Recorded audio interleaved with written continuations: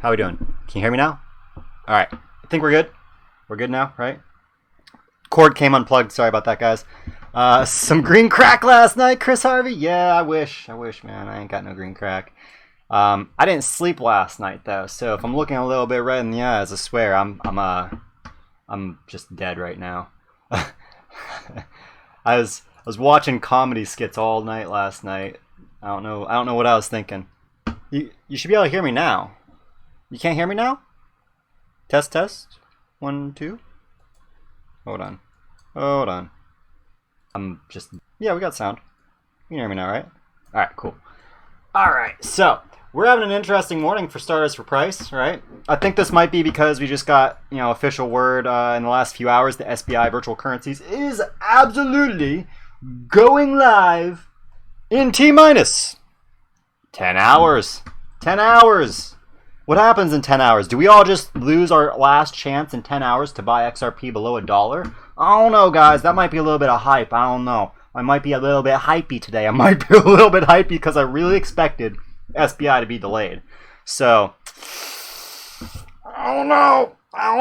How's everybody doing today? So, let me shout you all out. Human Tripod, The Crypto Dracula, Matt LaRoche, Cashing Out, Dyson Gilmer. How's it going, dude? I don't remember seeing you in. I think you might be one of the first times you tune in. Thanks for tuning in, brother.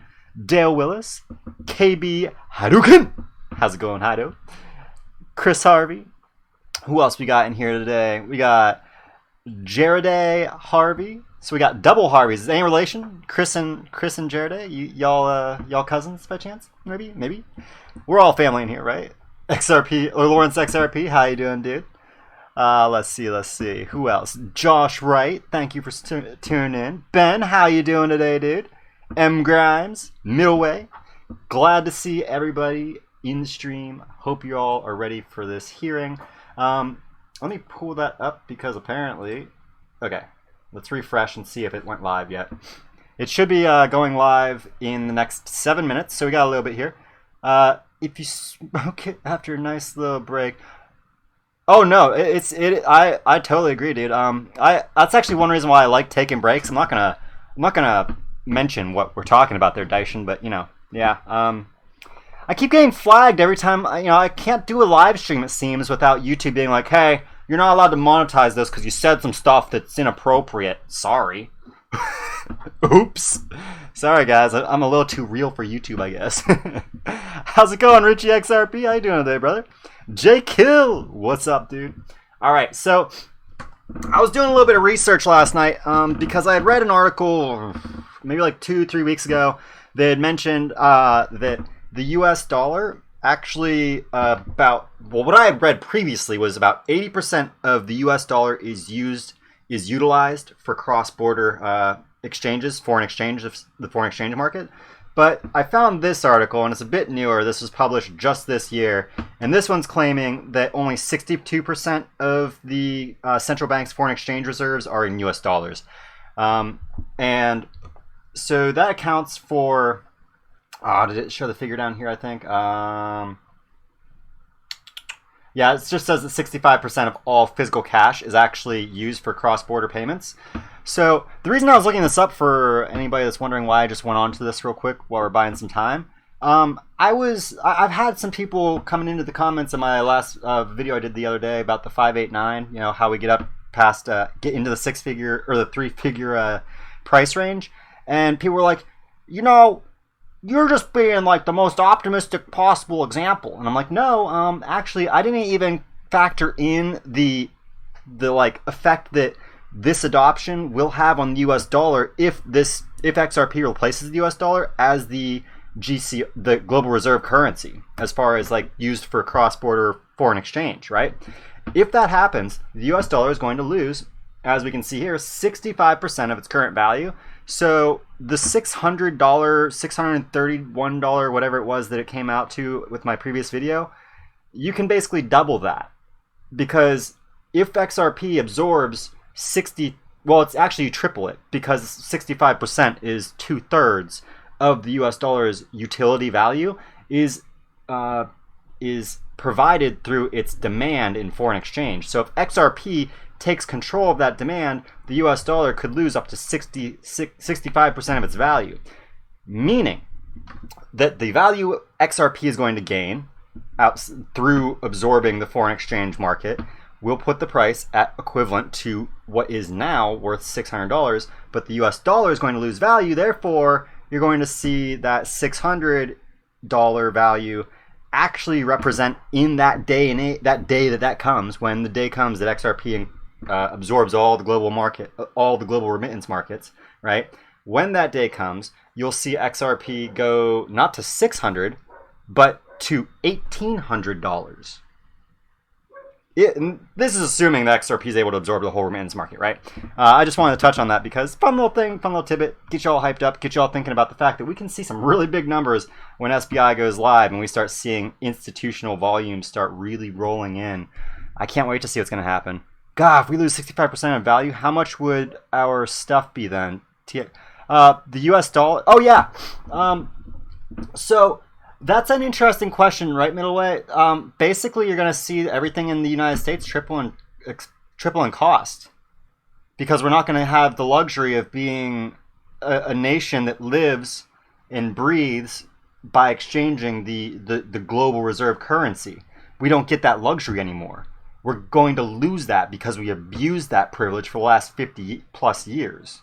So if anybody's upset that everything in America is going to start to cost a lot more money in the next 2 to 3 years, you can blame the government. I don't know what to tell you. I don't know what to tell you. You know, I think anybody that's been following finance for any amount of time, following the global markets for any amount of time, you know, it's been kind of obvious that these guys have been breaking the system and that they've been exploiting it for their own personal greed and the wealth of the upper class, right? But we won't get into that too much. I don't want to get too deep into that. I just want to throw out a fun number to you guys, assuming that the XRP actually is successful and it's in the roadmap that Ripple has before it for XRP, right? Purchasing power will be massive for XRP against the dollar. Yes, it will. It's going to be disgusting what's going to happen. And I mean, yeah, it's like, yeah, I don't think people really understand what it is that we're in. We're in money. We're investing in money.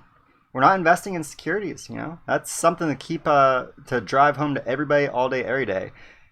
Gaming, crypto, XRP, thumbs up. Thank you for the thumbs up, brother. Appreciate it very much. I thought you were about to say absolutely going delayed. I know, right? I thought I was going to be coming on today or tomorrow being like, sorry guys, I warned you, SBI, you know, it's going to be delayed, but I don't get to do that. Do you have any idea how excited I am for that, guys? I'm not going to lie. I think now, I'm going to be the skeptic for everybody, right? Y'all know that I really think that the price is going to go booming tomorrow. But I'm going to be the skeptic and say, guys, nothing's going to happen tomorrow, okay? The price, you're going to wake up tomorrow, and the price is still going to be 30 cents. It might even be 29 cents. Because good news, it doesn't affect the price, guys. There's no such thing as a fundamental catalyst that drives price up. It just doesn't happen. Never happened in the history of any market ever, so don't expect it to happen. I'm being totally facetious right now. But, you know. Did you see the Kevin Cage video claiming SBI is already trading? I thought they're coming tomorrow. They are coming tomorrow. I think what he is referring to is the fact that they were doing trials. They had a test net for trials that were being performed back since 2018, actually, since last year. They went live with their test net in June of 2018. But that is a very limited pool of funds, and that is a walled garden in sorts, right? Like those funds are traded only there, and they're purely for testing purposes. Has it started yet? Let's refresh this real quick, and we'll see, because it should be. Oh, I got a gray screen. Oh, I need to enable cookies. That's what it is, or scripts. That's what it is. All right. Ooh. Okay. Let's see. It's saying that it's been live for 14 minutes, but I'm not seeing anything yet. So we'll put that right there. I'll have the sound on here. So hopefully as soon as it starts up, y'all hear it and you'll be like, what's that noise? To the streamer, dude, you are high. Shut up and talk quieter. Bro, you offend me. Oh my gosh. Guys, I talk way too loud. I'm gonna whisper to you now. Because apparently I'm high. Sorry guys. I hope you can still hear me. I don't want to offend the effing Pollock. Because my voice is too loud for him. Did anybody even hear me? I don't know. I'm gonna go back to talking normal because I really don't give two craps about you, Pollock. Sorry, bro. Nah, dude, that's funny. I love that people come in here about like trying to throw some shade. It's like they don't realize that I set up like I understand that there are trolls out there, so I've created multiple shields around myself based upon the persona that I present to you, so that I can just laugh at these people. It's really fun. It's really fun. What's up, Otis? How's it going, brother? I'm offended by everything.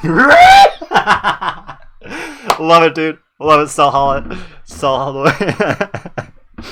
Maybe he has his subs on.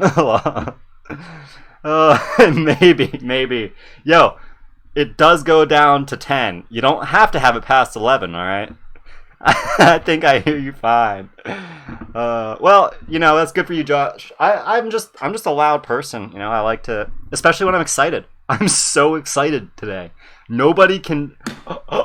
This hearing will come to order. Order in the court! Last All right. Congress, this committee held 2 hearings examining the digital currency ecosystem.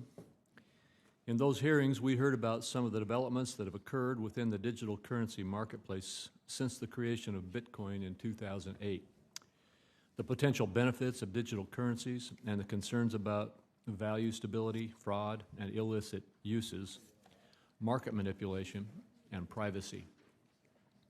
Since then, Facebook announced its intentions to launch a blockchain-based payment system and digital currency, Libra, that will be governed by an association comprised of up to 100 financial and non-financial members, including Facebook's digital wallet service, Calibra.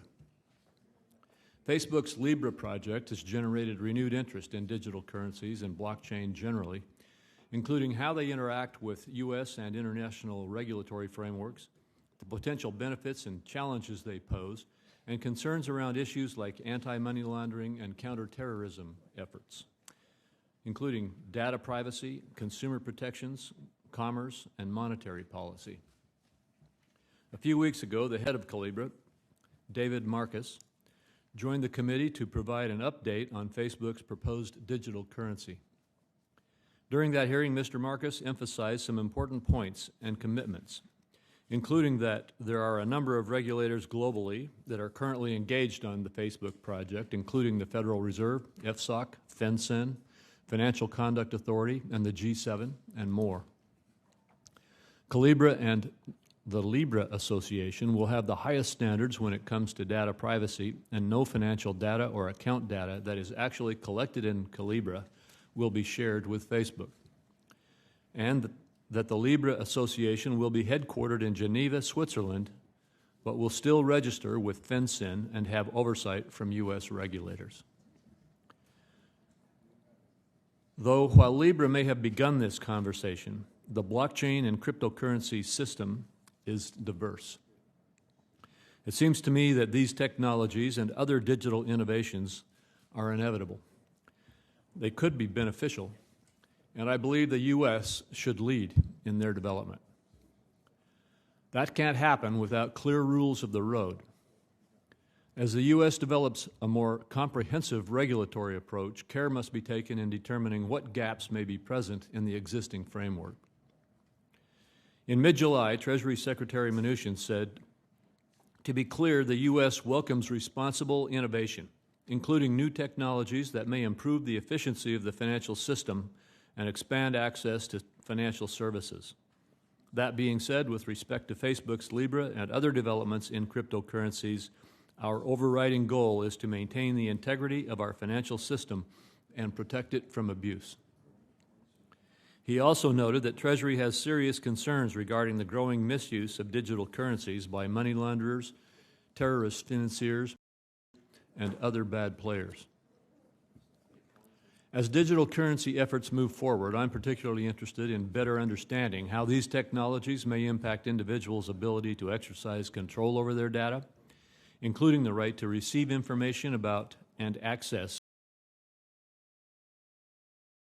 bad players. All right, so what the hell? Why are you all saying there's no sound? I literally just pressed play on my end, and it's loud. What are you doing? Put headphones in, guys. If you can't hear, you need to put headphones in or stop being in a machine shop. I'm getting tons of people saying the sound's fine. So if you can't hear, it's your end. All right, I'm going to go back. Their data, correct inaccuracies, and delete their data.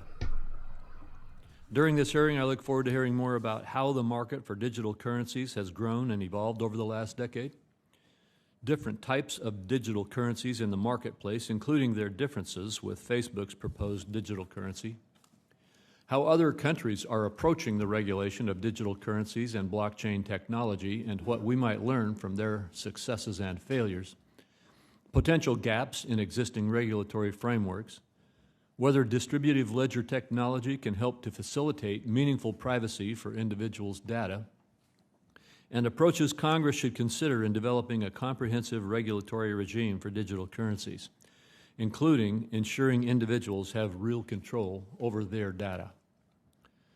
With the appropriate balance of regulation, digital currencies and their innovations and their innovative underlying technology could provide meaningful benefits. And I look forward to learning more about the ecosystem during this hearing. Senator Brown. Thank you, Chairman Crapo, and welcome to our three witnesses. Thank you all for joining us, some of you more than once. Thank you. This committee hearing earlier this month, many of us in both parties, as you could hear from the chair, voiced concerns, serious concerns about Facebook's plan to run its own currency out of a Swiss bank account. By and large, we mostly heard deflections and dodging, exactly what we mean when we say Facebook doesn't understand accountability. Facebook has proven over and over through scandal after scandal that it cannot be trusted. But they just don't care. They move fast, they break things, minor things like our political discourse and journalism and relationships and privacy. Now they want to break our currency and payment systems, hiding behind the phrase innovation. They want to innovate Americans right out of their hard-earned paychecks. Look around at what happens when big corporations say they want to innovate. Before they blew up the economy in 2008, bankers were pitching an innovative new product called subprime mortgages. Just like Facebook, which claims its new currency will help the unbanked and the underbanked, a bit of an afterthought, I think, as they were selling it. These mortgages are supposed to help people who never had access to credit achieve the American dream of home ownership. In reality, these mortgages ripped off millions of families who ended up losing their homes. They wrecked the economy. They made the staggering inequality in this country even worse. The only innovative thing about the financial crisis was how the banks managed to stick everyone else with the bill, not exactly the kind of innovation most of us were hoping for. So I'm all for innovation, especially if that innovation delivers on its promises of improving people's lives. But big tech companies, Wall Street banks, are hiding behind innovation as an excuse to take over important public services we all benefit from and should all have a say in. There are some things, our currency, our payment system, the protection of our savings accounts, that everyone in the country has a stake in. We shouldn't be handing those kinds of public resources over to wealthy special interests so they can squeeze more profits out of ordinary Americans. Think how hard it is to get quality service from Comcast, to know how your privacy was invaded by Facebook, or to know how much of your personal data was leaked by Equifax, and we just learned in the last 24 hours, Capital One, and who's next? We don't know. So we should be a little suspicious when someone tells us that only big corporations can be trusted to provide critical public services. I recently moved into a new office. It was John Glenn's office. When he served obviously served Ohio in the Senate. He and I moved there because he and Annie are longtime friends. We've known each other for 30 years. John Glenn spoke at my Eagle Scout dinner in Mansfield, Ohio 50 years ago. But I moved into that office because primarily he was an innovator. He was the first American to orbit the Earth, as we know, as part of the Mercury project, which would be followed by the Gemini and Apollo missions that would eventually put Americans on the moon. Many of us who are old enough joined in the celebrations of the 50th anniversary, at least some of us on this podium were old enough, joined in the 50th anniversary. We all did that, but remember the day 50 years ago, just this month. None of the astronauts did it alone. It took the hard work of thousands of innovating scientists and engineers, most of them unknown, people like famed mathematician Katherine Johnson or immigrants like engineer Miguel Hernandez. These Americans didn't do it for profit. They did it to serve their country, and their successes were shared by every American who saw USA emblazoned on the side of Apollo 11.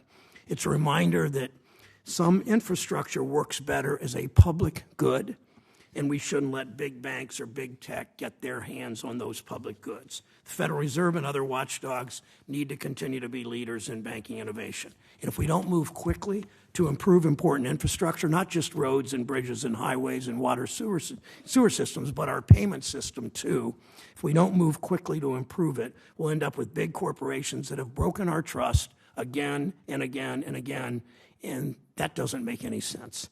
I look forward to hearing from our witnesses today about which of these technologies might actually help regular Americans. Thanks. Thank you, Senator Brown. Today's witnesses are Mr. Jeremy Allaire, co-founder, chairman, and CEO of Circle on behalf of the Blockchain Association, Dr. Rebecca M. Nelson, a specialist in international trade and finance at the Congressional Research Service, and Professor Mirza Baradaran, professor of law at the University of California, Irving School of Law. I'd like to assure each of you your written testimony has been entered into the record. We encourage you to try to follow our 5-minute rule by watching that clock in front of you so that we have time to ask you our questions. And with that, let's begin in the order in which I introduced you. Mr. Allaire. Thank you, Chairman Crapo, Ranking Member Brown, and members of the committee.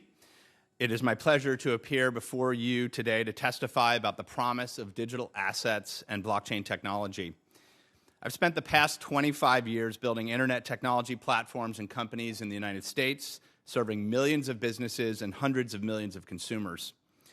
In 2013, I co-founded Circle, a global digital currency company seeking to make it much easier for people and businesses everywhere to create and exchange value with the same ease that we create and share information and content on the internet. I'd like to start by touching on some of the challenges I see in the global financial system today. Billions of people lack basic access to financial services. Those who do have access face a system with exorbitant fees and excessive risk. Our banking system is riddled with money laundering and crime, with annual illicit proceeds laundered through our financial system exceeding $2 trillion, and with 99% of laundering going undetected. Our financial system is also overwhelmed with privacy violations and data breaches. Cyber criminals and hostile nations continue to take aim at our financial infrastructure. The costs of this are spiraling, and the situation seems to be getting worse. Access to capital for small businesses is extremely limited, with capital markets reserved for only the largest companies and those with access to venture capital, and very few people have a chance to even invest in these startup companies. There absolutely can be a better future ahead, one built on digital assets and blockchains. These technologies represent one of the most significant innovations in modern history. I believe that blockchains and digital assets will be viewed as more impactful than the rise of joint stock corporations, double-entry bookkeeping, and modern banking. In the coming decade, we'll see a series of profound changes. Digital currencies will proliferate and become usable by billions of people on mobile devices. Payments will become a commodity-free service on the internet. A new set of internet-based global capital markets built on digital assets will emerge, opening up capital markets for businesses and investors everywhere, scaling from today's thousands of companies to a world where every person and business can directly access global capital markets with the same ease that they access e-commerce marketplaces. Commerce relationships will increasingly be running on blockchains, providing a commerce environment with greater security, efficiency, transparency, and enforceability. And new decentralized forms of digital identity will become available, allowing for much safer use of digital services, and which will radically improve our privacy while more effectively thwarting financial crime. As a new fundamental layer of internet infrastructure, blockchains will transform the global economic system. With respect to the policy and regulatory issues facing the world with the growth in digital assets, there are significant issues at stake. In the United States, regulatory uncertainty and the application of laws that do not contemplate digital assets has led to the loss of significant opportunity.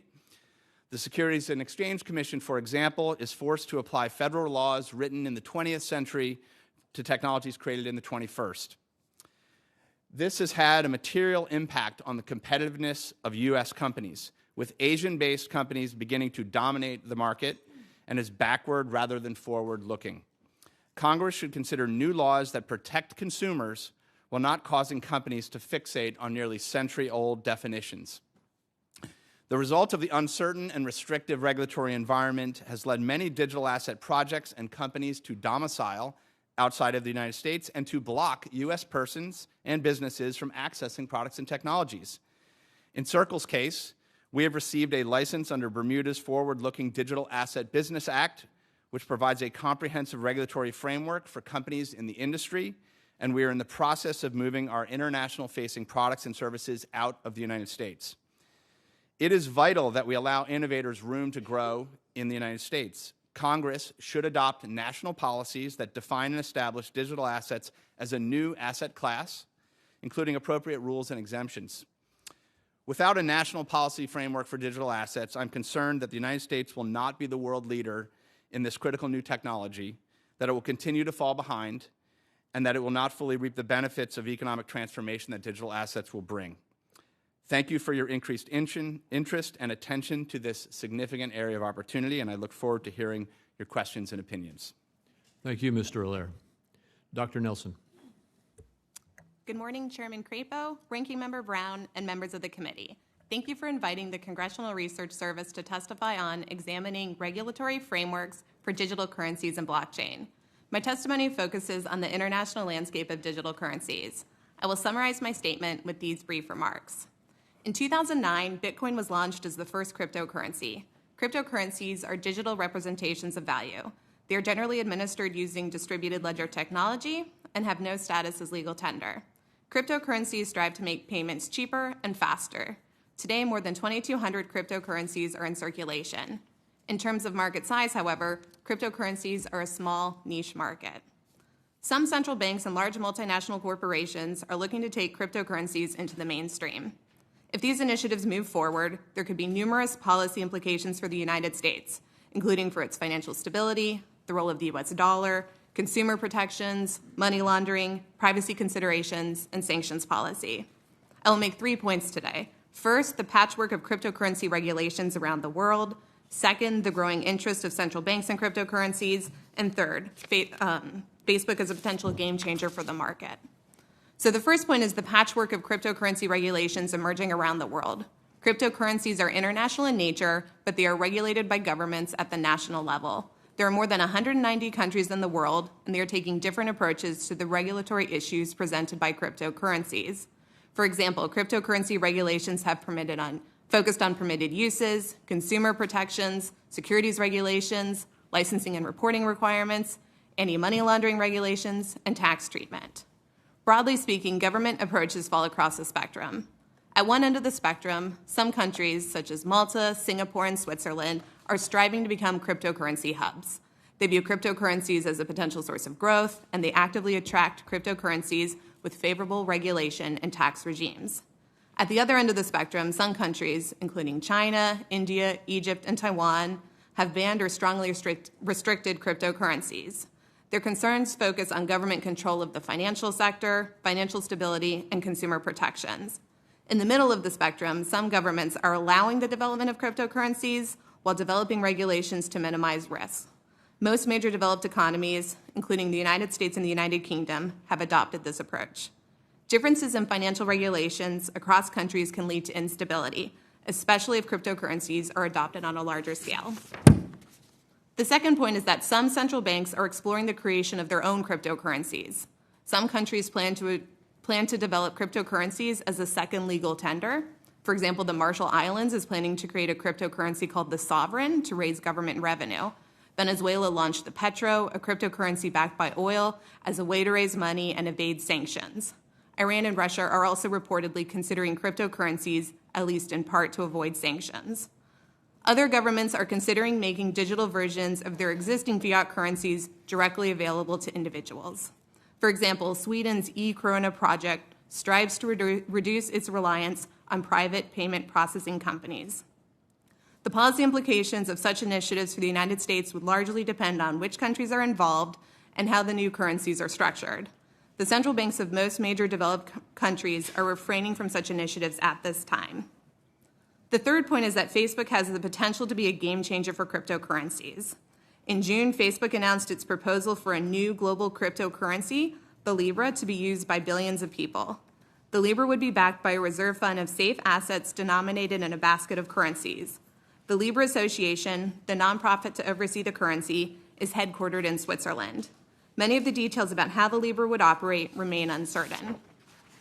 The Libra has raised a number of questions due to Facebook's lack of experience in the banking sector, the size of Facebook's network, and concerns about Facebook's handling of user data.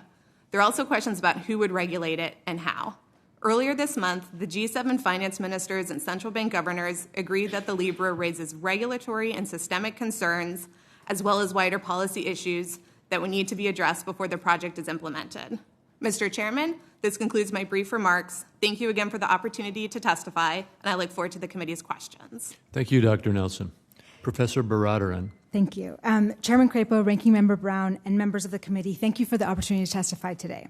In the aftermath of the 2008 financial crisis, many Americans were frustrated with our banking industry that had engaged in reckless risk-taking and predatory practices that harmed their customers. They were frustrated again by government bailouts that seemed to save just the perpetrators of the crisis. Is it any wonder that as so many people lost trust in the system, that they enthusiastically embraced Bitcoin, a new alternative, non-sovereign currency introduced on the heels of the crisis to respond to the very problems of the financial sector, which, as Mr. Allaire wrote, is rigged against average people. I wholeheartedly agree with these concerns. I've spent my career trying to bring attention to issues of inequality and exclusion in banking. While I'm glad the cryptocurrency industry aspires to help the unbanked, I do not believe that in the United States this is the best solution to the problem. The blockchain ledger is a big technological leap forward, but problems of exclusion and financial marginalization in our financial system are not a result of faulty technology, but faulty policy. One stated goal of Bitcoin and digital currencies is to establish an efficient and public payment system available to all. In fact, Congress already established a public payment system, the Federal Reserve. The Fed's explicit charter is to serve the public interest and to increase the integrity, efficiency, and equity of U.S. payments. The Federal Reserve can and should seek to open its payment system to all Americans. Currently, the payment system is only open to banks. Even mobile apps and fintech providers have to go through a bank. But for a host of reasons, banks are not serving low-income and low-profit customers and communities. As a result, 25% of Americans are unbanked or underbanked. These low-income families spend billions of dollars and valuable time paying for checks to be cashed, refilling prepaid debit cards, and paying bills in person. Practically speaking, the most direct path to financial inclusion is by opening the doors to our already established payment system. It can and must be updated, but the system is secure, handles millions of transactions a day, is accepted by all merchants, and is widely understood. The alternative path for financial inclusion through cryptocurrency relies on waiting for entirely new currencies to be developed on new and untested technological platforms, waiting for wholesale adoption and use, and then waiting for technological advances to penetrate banking deserts, all while unbanked populations continue to spend hard-earned wages in fees. And even if technological solutions are right around the corner and we decide that this is the answer to financial inclusion, we would be reserving the highly subsidized and public federal banking system for those with enough means to be banked and relegating the unbanked to the private cryptocurrency markets. This is undemocratic and unfair. The Federal Reserve and this Congress are in the best position to make this possible by offering real-time payments and retail point-of-contact operations, such as a post office checking account. As far as regulating these cryptocurrencies, I ask that Congress and regulators approach these financial products with a healthy bit of caution. It's the innovator's job to imagine a bright and better new world of disruption and change that will benefit everyone. It is a regulator's role to imagine what could go wrong to create system-wide crisis that could hurt everyone. When it comes to regulating finance, an ounce of prevention is much better than $1 trillion bailout. As innovators look forward, regulators and Congress must make sure that we've learned the lessons of recent history. Though no one wants to stifle innovation or to see the U.S. lose its competitive edge, we should remember that much of the deregulation that led to the financial crisis was justified on these very same worries. Just two examples. The derivatives market was deregulated because industry experts promised that innovative and complicated new products hedged risks. Investment banks and regulators relied on very sophisticated mathematical risk models for risk management instead of old and outdated rules. Not wanting to stifle innovation, derivatives were deregulated in 2002, which led to a $600 trillion market that no one was watching too closely. As financial regulators discovered in 2008, the complex risk models had not hedged its risk at all, but had merely placed many of them on books of their counterparties. The entire sector was exposed. The innovation, the math, and the technology was not the problem. The problem was the humans. Similar promises and assumptions were made about the new and innovative money markets in the 1980s that were also similarly deregulated. The money markets were pegged to the dollar one-to-one, just as Libra and digital fiat currencies are. They promised to be stable and liquid and not susceptible to runs. And they were fine until they broke the buck and threatened a potentially catastrophic run. The Treasury had to step in to guarantee these markets. Cryptocurrencies create new money-like instruments that are tradable and have inherent value. This is not significantly different from derivatives markets, commercial paper markets, repo markets, even historic markets in private bank notes. These shadow banking markets were unregulated for too long and created big problems. So far, none of the cryptocurrencies have reached the level of scale where they would present a systemic threat, but if their ambitions are believed, they will. And we have regulators for that should look to the safety and soundness of the financial sector. Technology has and will continue to fundamentally transform finance, but there has yet to be an innovative technology that has eliminated the risks and frauds and crimes that financial regulation is meant to combat, despite many promises to the contrary. Cryptocurrencies are either a store of value, tradable currencies, investments, commodities, or payment system, or some have promised they are all of these things. There's nothing about all of these things being put on the blockchain that makes it any less likely that it could lead to systemic risk, fraud, insider trading, criminal activity, panics, bubbles, etc. If our securities or commodities or banking laws have become outdated or unnecessary, or if Congress believes that they are too cumbersome, then they should be repealed or changed for all applicable parties, not just newcomers. Technology and innovation cannot undermine public policy. Thank you. Thank you, Professor. I'm going to use my first section of time to talk to you, Mr. Allaire. It's been 10 years now since Bitcoin was first issued, and the digital currency marketplace has evolved and grown. I think one of you said 2,200 currencies right now, cryptocurrencies right now. Given this innovation and their complexity, it can be difficult to understand the differences between products and their benefits and the challenges that are raised for regulatory climate. Mr. Allaire, how can the U.S. develop a more comprehensive approach to digital currency and blockchain regulation while still acknowledging the unique aspects of different projects? Thank you, Senator. I think your comment is very accurate in that we have seen tremendous development over that period of time. As noted in my testimony, there's over 2,300 different digital assets that are available publicly in some form. In my testimony, I do outline in great detail the kind of different categories of digital assets. It's very easy when one hears about Bitcoin or Libra to sort of assume this is all the same stuff. And so I think one of the very first things for regulators and policymakers is to really distinguish between the different types of digital assets that are emerging. We see, obviously, these kind of non-sovereign digital monies like Bitcoin. There are dozens of others like that have a focus on kind of privacy-preserving, transmission of value. They implicitly have a kind of monetary policy associated with them. And these kind of new commodity monies need to be regulated as we've regulated other commodity monies with appropriate types of financial crimes controls, as we've seen put forward in with FinCEN and FATF guidance. But also there's, I think, new things that happen in this space. The firms that store these assets, these are effectively digital bearer instruments. So not unlike diamonds or gold or some other bearer instrument, but they're digital, which makes them very, very attractive to people who might want to steal them. Hence, so much of there's been so much activity around theft on these kinds of cryptographically secured assets. And so regulations around the custody of digital assets is a really critical need, and something that a number of jurisdictions have actually put forward and built very specific rules around how do we custody these types of digital assets. I think, as I've also talked about, some of the most innovative technology in this field are what I call blockchain platforms.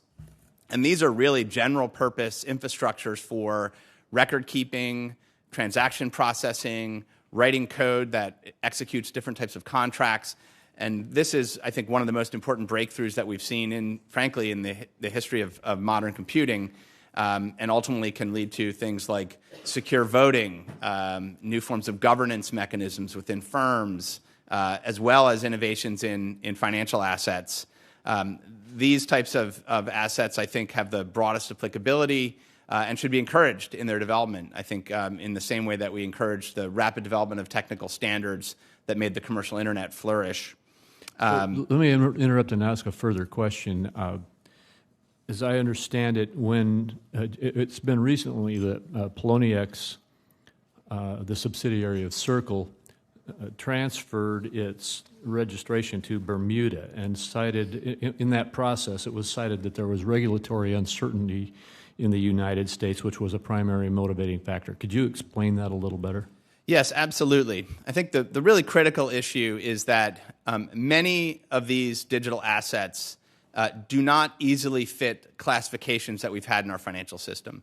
We'd like to say, oh, this is like a currency, or this is like a commodity that you'd use or utilize in some way, or this has some feature that maybe makes it look like an investment contract. Many digital assets have features of all three. It's what makes digital assets, I think, very innovative, is that you can construct an asset that simultaneously incentivizes capital, incentivizes customer behavior, provides value in terms of access to goods or services and payments. And that's a breakthrough in how we can develop corporate forms. It's a breakthrough in how we can incentivize and develop businesses and technologies. Unfortunately, in the United States, the guidance that the SEC has given is extremely, let's just say, narrow in terms of what they would deem to not be a security. The vast majority of digital assets, if they were in fact treated as securities, as the Howey test application and the most recent staff guidance provides, effectively would mean that those are not accessible to U.S. persons, because the utility value of the asset would not be possible to function if it's treated as a security. So there's a fundamental mismatch between the regulatory structure and guidance that we have here and the nature of these digital assets. And so markets around the world are adopting these, and not just Bermuda, but Singapore, Switzerland, even jurisdictions like France introducing tailor-purposed definitions of digital assets so that issuers can feel comfortable with their obligations. There's investor protections associated with those and security and the like, but which don't try and jam these into the respective classifications we have today. So my time's expired, but to be sure I understand your point here, it would be, as a part of our policy approach, you're suggesting we should not regulate this set of innovations as securities. To the contrary, so I'm sorry, I misunderstood the question. Yes, we should regulate these. I believe we need new definitions of digital assets as a new asset class, and that there are circumstances where there are investor protection considerations, there are trading and market considerations, there are also circumstances that have to do with utility, commodity, and end-user usage, and you have to be able to define these in a way where that can work. All right, thank you. Senator Brown. Thank you, Mr. Chairman. Professor Broder, and welcome. Congratulations on your move to Irvine. Thank you very much. You seemed like you might be skeptical of Facebook claims of 2 weeks ago in this committee, like the one that it's part barging ahead with an innovation that will serve the unbanked and underbanked. Would you, if you can kind of cite some history when innovators, financial service companies, others said that they wanted to bank the unbanked and the underbanked, and what actually happened with those kind of innovative financial services products? Yeah, this is not the first time we've heard that the main, and as Colibra says, their fundamental mission is to serve the unbanked and underbanked. And I've heard this a lot from the crypto industry over the past decade. We heard access to credit being offered earlier. And one of the ways that was offered is in the subprime crisis. So the idea was we're going to lower underwriting standards and we're going to do the subprime market, the mortgage-backed securities market, and the CDO market. And one of the main justifications was to provide access to credit, to increase financial inclusion. With the tech companies, some of the fintech companies as well, they usually list that as the prime issue. Thank you. Mr. Allaire, to address this, I'd like you to. Is there any reason to treat cryptocurrencies and other financial services offered on blockchain to treat them differently than the products that have existed I want you to answer, Professor Broderick. Oh, okay. He spoke to it a bit, and hear your thoughts on treating them differently from what we've done over the years. No, I mean, the blockchain is new technology. Absolutely. It's amazing, and maybe we'll all be on it soon. That's all fine, but what we're talking about is the digital assets. I mean, this hearing is about the value created, the assets on the blockchain. And so it's sort of a red herring to just talk about the blockchain technology. We need to be talking about what actually is going on in these markets. And so I don't think there's any reason to put whatever we're going to call it, whether it's an investment, a currency, some product of value, it doesn't matter what technology undergirds it. What matters is the risks presented by this. And there's nothing about the blockchain that diminishes these risks like any of the other sort of models that we had previously. That is not something that fundamentally changes the things that regulations are meant to combat. Why discuss your skepticism that technology alone, like Facebook, Libra, or cryptocurrencies, can address unequal access? Yeah, I mean, the problems of the unbanked, like I said, are not technological problems, they're policy problems. We have the technology to provide an ATM and a debit card to people. This is what the most popular product for unbanked communities is a debit card. What they need to do is to take their cash and their paychecks to cash it someplace, right? So they need a safe and secure place to store their money, and usually people want something old and dusty like a bank as opposed to some new startup to invest all their life savings in. Okay, so they need somewhere to save their money. They need a way to engage in digital commerce. So we have all of these banking deserts, especially in rural places, and all we need to do is allow some access for that point of contact cash digital. And none of these cryptocurrencies can do that until there is wide-scale adoption, and this currency would be acceptable by every single point node that these people are using these payments. And that's just, it may happen, but there's many easier ways to do it. You compare cryptocurrencies in some ways with going back to the gold standard. Some at the Feds have commented on that. Why is that a problem? Well, like Mr. Allaire said, his company is a minority in this field. Most of it wants to rewrite monetary policy and go back to relitigate those debates about whether fiat currency is a good idea. Our Federal Reserve has a charter to create elastic currency. That is a debate that we have litigated in this Congress. And if we want to relitigate the merits of gold versus fiat, this would be the place to do it, not at some startup. And so what's happening in the Bitcoin and the cryptocurrency market is a lot of these companies just want to create an alternative to the U.S. currency, to the U.S. dollar. And I understand their frustrations. I can't imagine this body would want to delegate that money-making authority to the private market. Thank you, Mr. Chairman. I'll just close. Your comments about the Federal Reserve, I think, ring true that they have the authority and the ability to modernize their payment system, and I'm worried that if they don't move quickly, Facebook or Wall Street or some tech company will use it to squeeze more profits from hardworking families and community banks, and will break that critical public infrastructure. So thanks for your comments. Thank you. Thank you. Senator Warner. Thank you, Mr. Chairman. I want to say I really appreciate the fact that you and Ranking Member Brown have had this second hearing on this issue. I think it's really important. I do think blockchain, distributed ledger technology, as the professor indicated, Mr. Allaire indicated, has great potential. I am a little intrigued that we're basically 10 years almost into this, and even in countries that have not had the kind of regulatory oversight we've had, we've not really seen a full breakout. And I'd like to get to that at some point. I want to start, though, with Professor. One of the things that Mr. Marcus from Facebook said at the previous hearing, that if we're going to go with Libra, there was going to, in a sense, be a one-to-one relationship. To me, that does sound a little bit like gold standard. And what would be the effect if this were to become a extraordinarily popular currency? How could this association, the Libra Association, acquire and hold on to enough assets to be able to allow that one-to-one?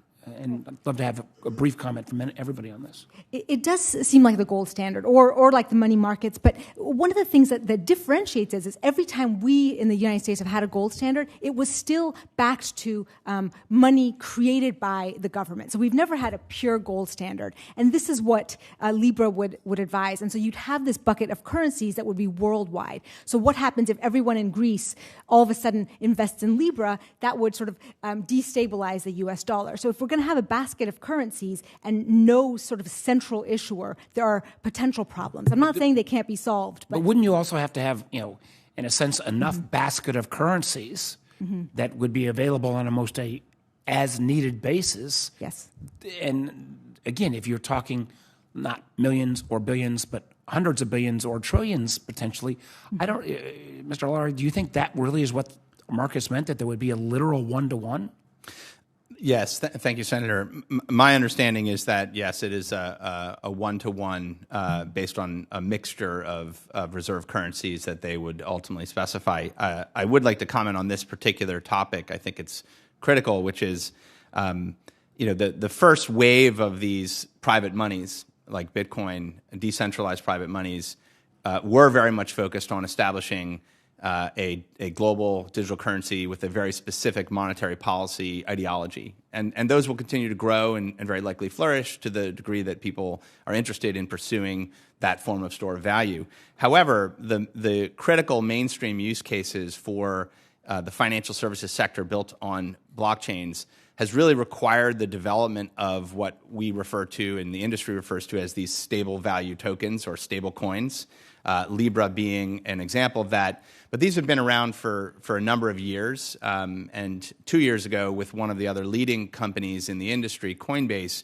we created a consortium to develop an open standard for stable value currencies to work on blockchains. And we launched in Q4 of last year the US dollar coin, which is not a basket, it's US dollar coin. And it's a one-for-one backing model as well. I still don't understand how you fully aggregate that one-to-one backing, but I want to get to a couple more questions quickly. One is, if the Libra approach has got a basket of currencies, don't you have currency risk there? And if you've got currency risk, shouldn't there be, again, some additional, at least, information in terms of consumer protections? Absolutely. I mean, there's currency risk, and there's also the same risk that the shadow banking market created, right? So the commercial paper markets and the repo markets and the money markets, these were all dollar-denominated currencies. They weren't new currencies, but there was new money and value creation in a different format. And this is exactly what we have here. And not to say that this, they wouldn't have 100% reserves, just to say that what's the point, right? We have U.S. dollars. If we want more of them, the Fed could do that. It also seems to me a little bit, if you have 100% reserves, where's Libra going to make money on this if you've got that maintenance of that backstop all the time? Mr. Lowry, I got only a few seconds left. I mean, I'm open on this question around tokens vis-a-vis securities. You've said there ought to be a new framework, a new structure. Where would you put the regulatory authority in the United States if you were to be able to wave that magic wand? Sure. My recommendation would be the development of a national policy on digital assets, definitions of digital assets, specific rules and exemptions around those, and have a single supervisor over the firms that are regulated. But I know that's easy to say that, but you didn't answer my question. Would you create a whole new regulatory system for digital assets? Or are you going to pick, and you got to, I've run out of time, the chairman's giving me a second. Where would you place this within our existing regulatory structure, or would you create something brand new? It's a very good question, Senator. I am certainly not an expert on the efficacies of the different regulatory agencies, financial regulatory agencies, and how to best organize those. Thank you. I do think that the question about why there's not been a breakout beyond digital currency is something that I'd love to get an answer to as well. Thank you. Thank you, Senator Schatz.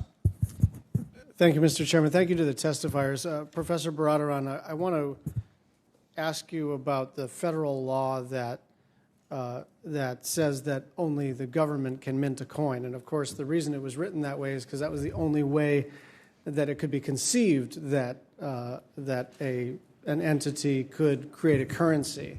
And so the basic question is, knowing that, okay, only the government can mint a coin, but these people are trying to do something that sort of rhymes with that, although it seems to comply with this statutory language, which is old. What do we do now?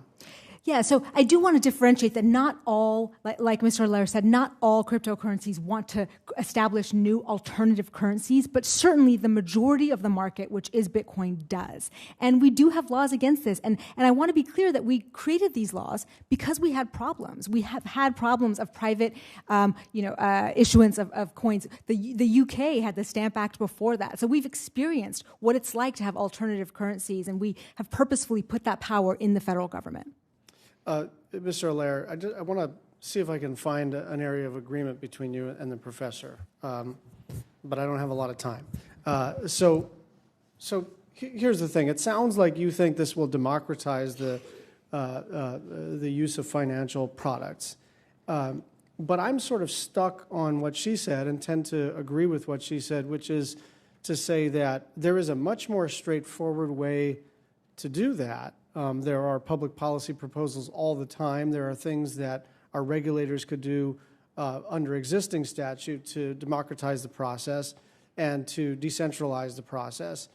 And so what I'm trying to get at is, do you really think that in a society in which only 81% of the public currently has a smartphone, that we're anywhere close to democratizing the use of these products? I mean, what it sounds like to me is tech people wanting to wave a wand and skip a bunch of steps and avoid the tough politics of doing things for people and saying, we've got a new tech that will solve all this stuff. So I'm just wondering whether you want to speak to the limitations societally of what you're doing. I don't doubt the importance of the technology or that we'll probably all be using it in 2 decades, but I think that that's a different assertion than, oh, and by the way, it's going to solve all these other societal ills.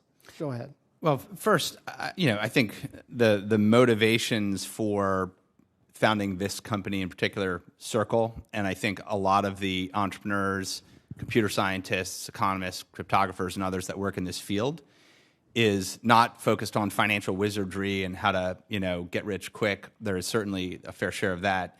It's focused on how do we build a new global infrastructure for economic activity. Okay, but what do you do about, just as a start, 19% of the American public doesn't have access to the device that you would use to execute a transaction? And what do you do about the fact that adoption is nowhere near universal? Are we just sort of supposed to place our bet on this tech as solving a bunch of problems and leaping over all the existing ones? No, I don't think so at all. I think, first of all, these technologies develop over time. In 1998, while the internet existed, but no one had broadband access. The internet, personal computers were relatively new in terms of their adoption. Should we not have focused on innovating and building the cloud infrastructure, higher speed internet connections, come up with policies that encourage broadband adoption? Should we not have made those investments and policy choices? No, but so since you're asking a question, let me answer the question. The important thing here is to understand what this tech does and what it doesn't do. Because if we're going to establish a regulatory framework for this tech, we need to not be so triumphant about all the problems that it's going to solve, but we also have to be clear-eyed about the problems it may create, but also the potential for it. And so when tech executives and their funders talk as though all of societal ills will be solved by a new code, you will forgive us if we're a little bit skeptical about all of that. I don't doubt the potential for this tech. I just don't think it's actually going to bank low-income communities, and I don't think you've persuaded anybody here that it's going to do so. So there is no silver bullet from technology, very clearly.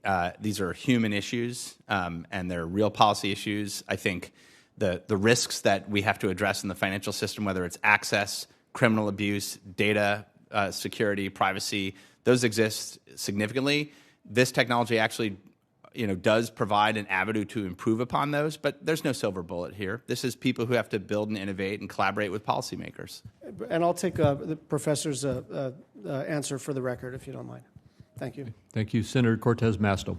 Thank you. Thank you, Chairman Crapo and Ranking Member Brown, for this important discussion, and thank you all for being here. Let me follow up on that, and let me start with you, Mr. Allaire. I do think that blockchain technology, there's potential for it. It is the future. It's a platform that has the ability to transform so many sectors of this country, from what we are talking right now, the financial sector, to the energy sector, right, to healthcare records, to everything. I think there's potential here.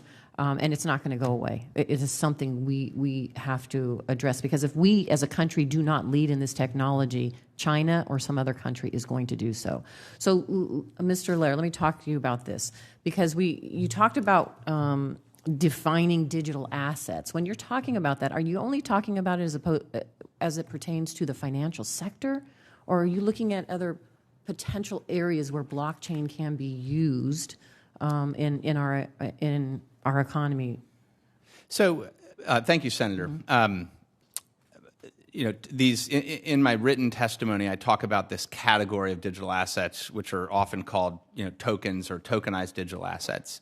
So that's just as it refers to cryptocurrency, some sort of currency? It is not necessarily. So Okay. you may have a token that represents votes. You may have tokens that are associated with healthcare records, Right. as you said.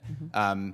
The breakthrough here is that but that digital asset also may be associated with some financial characteristic, and the coupling of the utility and financial characteristics is part of what makes these innovative.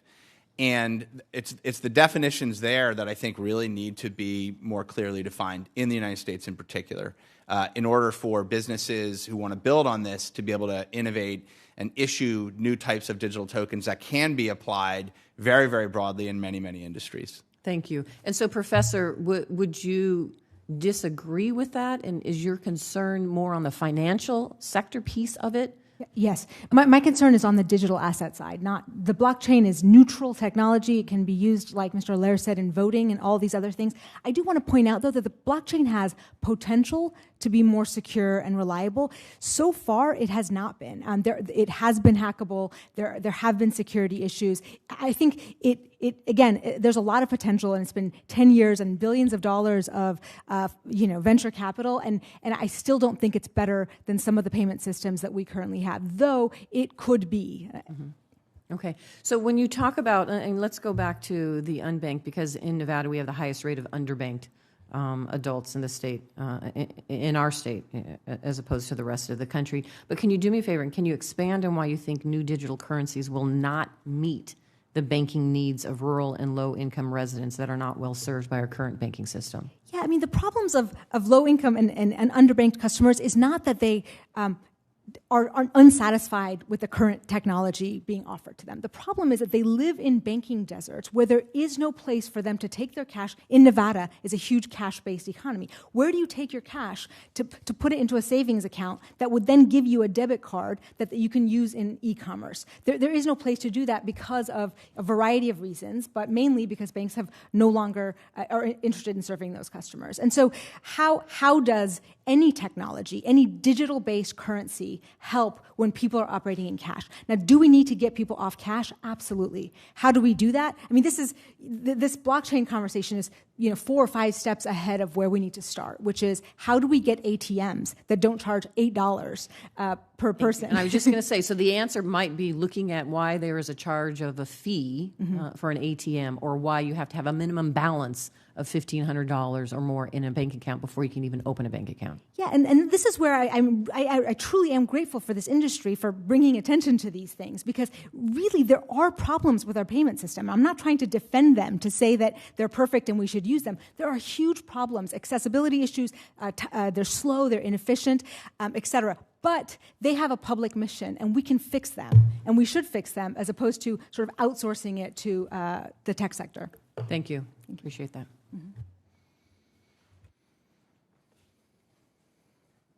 Senator Van Hollen.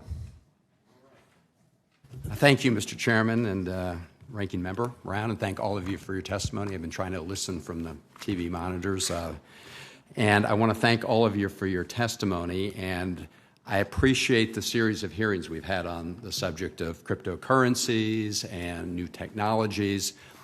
But I was listening to you, Ms. Badradharan, talk about the importance of planning for these technologies, but also the need right now to move to a real-time payment system, because our failure to have moved forward with this technology, as so many other countries have already done, is costing millions of Americans billions of dollars every day, right?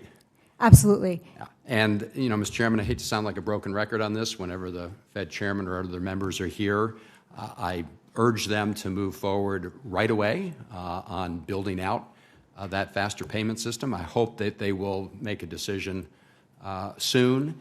Let me just, if I could, Mr. Chairman, put in the record an article, and the headline, this is a Post article from a little while ago.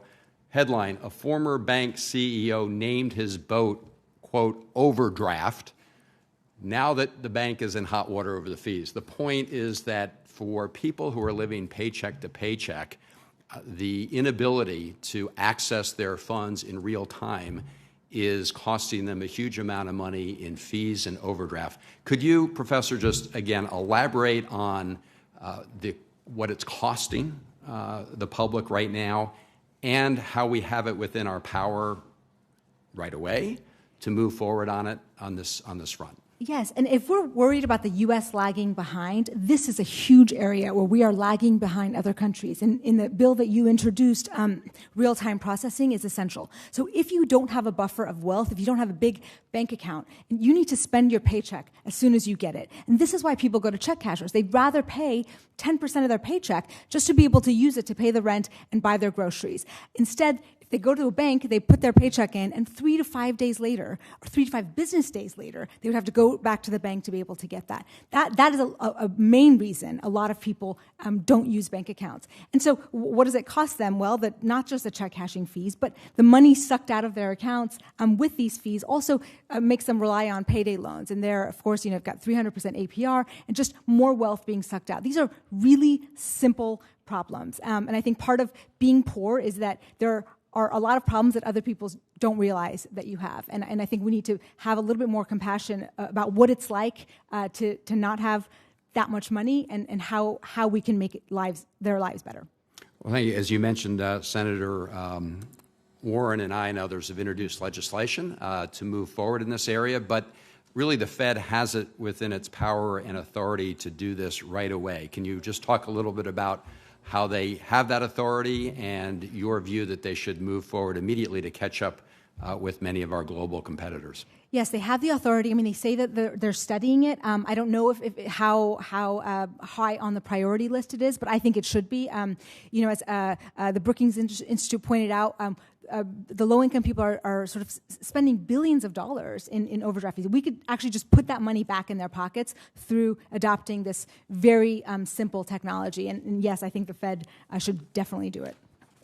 I appreciate that, Mr. Chairman. I'd also like to put in the record another article from FinTech entitled "Go Slow on Libra, Speed Up on Faster Payments." And Without objection. Thank you. It makes the point that some of us have been trying to make, which is that the Fed, again, could do this now and really provide relief and put billions of dollars back into the pockets of working people. And I hope they'll move forward quickly. In the meantime, we will continue to push for our legislation. Thank you. Thank you, Senator. Senator Tester. Thank you, Mr. Chairman. Thank you, Mr. Brown. Thank you, or Ranking Member Brown. Thank you, folks who are testifying. Dr. Nelson, I guess the first question for you is do you believe that, do you agree that cryptocurrencies are leaving the U.S.? Sure. It's certain that other jurisdictions are sort of out ahead of the United States and trying to become cryptocurrency hubs. Okay. Yeah. And so do you think that they're leaving because they're looking for a safe haven to avoid regulation, or is there another reason? Some of the cryptocurrency hubs are actually using regulation as a way to attract cryptocurrencies to their borders. It's not a... So increased regulation. Well, not necessarily increased regulation, but perhaps clarity over regulation, that by giving regulatory certainty to consumers and businesses in the cryptocurrency market, they're getting out in front on that and attracting cryptocurrencies to their jurisdictions. So one of the things that was brought up, and it's been referenced several times on the hearing with Facebook, but one of the things that is of concern, I think, with you and others is how do you prevent bad actors from laundering money that are financing terrorist activities or whatever? Any ideas in that vein? Sure. Money laundering is a huge concern for cryptocurrencies. Countries around the world are looking at their money laundering regulations and how to address cryptocurrencies. Even the cryptocurrency hubs like Switzerland have money laundering regulations. They're working to make those more robust. The Financial Action Task Force at the international Do you believe level. they could be, you believe those regulations could apply to cryptocurrency and have them work? And have them work? Well, I think money laundering continues to be an issue. Financial Action Task Force is trying to update its regulations to get in front of the technology. I think it's a continuing concern. So the question is that is there a way to put a regulatory design in place that will discourage money laundering with cryptocurrencies? I think some of the licensing and reporting requirements, transparency requirements can help address some of these concerns. Okay. The Facebook fellow who was here I asked him a question about what happens if the accounts get breached. The same way my credit card, it has happened on occasion, and it hasn't cost me any money. The banks have taken care of it, thank God. And I think it may have happened, it happens to everybody at some point in time through no fault of their own, I might add. So the same thing could be applied here, and his response to that is that they have a one-to-one backup on the dollars. I don't know if you watched that hearing or not. You did. And any of you can respond to that. That seemed to me to be, I mean, that's incredible to have a one-to-one leverage. Do you think that's real? I think one of the concerns about the Libra is how the reserve assets would function. They pledge to have safe assets today, but what's a safe asset today may be less safe tomorrow. So even if it's backed on a one-to-one ratio, will that always be true in a safe asset? And then what happens if there's a run on Libra, if it is being used as a global currency used by billions of people? So and you can answer this too, Professor, if you'd like. Go ahead. Yeah, I mean, it is, there's what Facebook sometimes states it's going to do, and then what they end up doing, and then, oops, sorry, we were going to do that thing, and we accidentally didn't. Would it kill cryptocurrency if in the laws that we are probably going to be passing, because I don't think we're going to leave it entirely up to the regulators, since they brought it up, if we stipulated that there had to be a one-to-one? Cryptocurrencies, like we said before, there's a variety. I mean, if you're just talking about cryptocurrencies, they actually are trying to be alternative currency, so they're not worried about one-to-one. Okay, let's talk about the Libra, and specifically, because that, and look, I'm not an expert in this field at all, but it appears to me that they're trying to take the dollar, because you can buy them with the dollar, and then make a transaction across country lines. In that kind of a scenario, which is what I interpret them to be offering up, would a one-to-one be something that we could require without putting them out of business? Or would that be good, prudent fiscal responsibility? I mean, I think we still are unsure one-to-one to what. It's not just dollars; it's a basket of currencies. So, what is that other one? So, in Libra's case, one-to-one to every Libra, they've got the equivalent dollar amount behind it. Is there? I take it what you're saying is there's ways to game the system if they want to game it, regardless of what we say. I mean, as we say in law, I mean, definitions are tricky. You can define something as a one-to-one, but what does that mean? One-to-one to what? Right? Yeah, okay. Mm-hmm. Well, I appreciate you all being here. I would just say that I think this is coming, and we have to be ready for it. And I think that all three of you can be an incredible resource to us as we figure out how we're going to deal with it. Thank you, Mr. Chairman. Thank you, Senator. I'll go to another round of questioning, and I want to start my questions this time with you, Dr. Nelson. In your report, you described the different approaches that different governments have had to cryptocurrency. What are some of the key attributes of countries whose regulatory frameworks are considered more accommodative? And how do they approach issues relating to money laundering and the other types of issues that we're talking about here?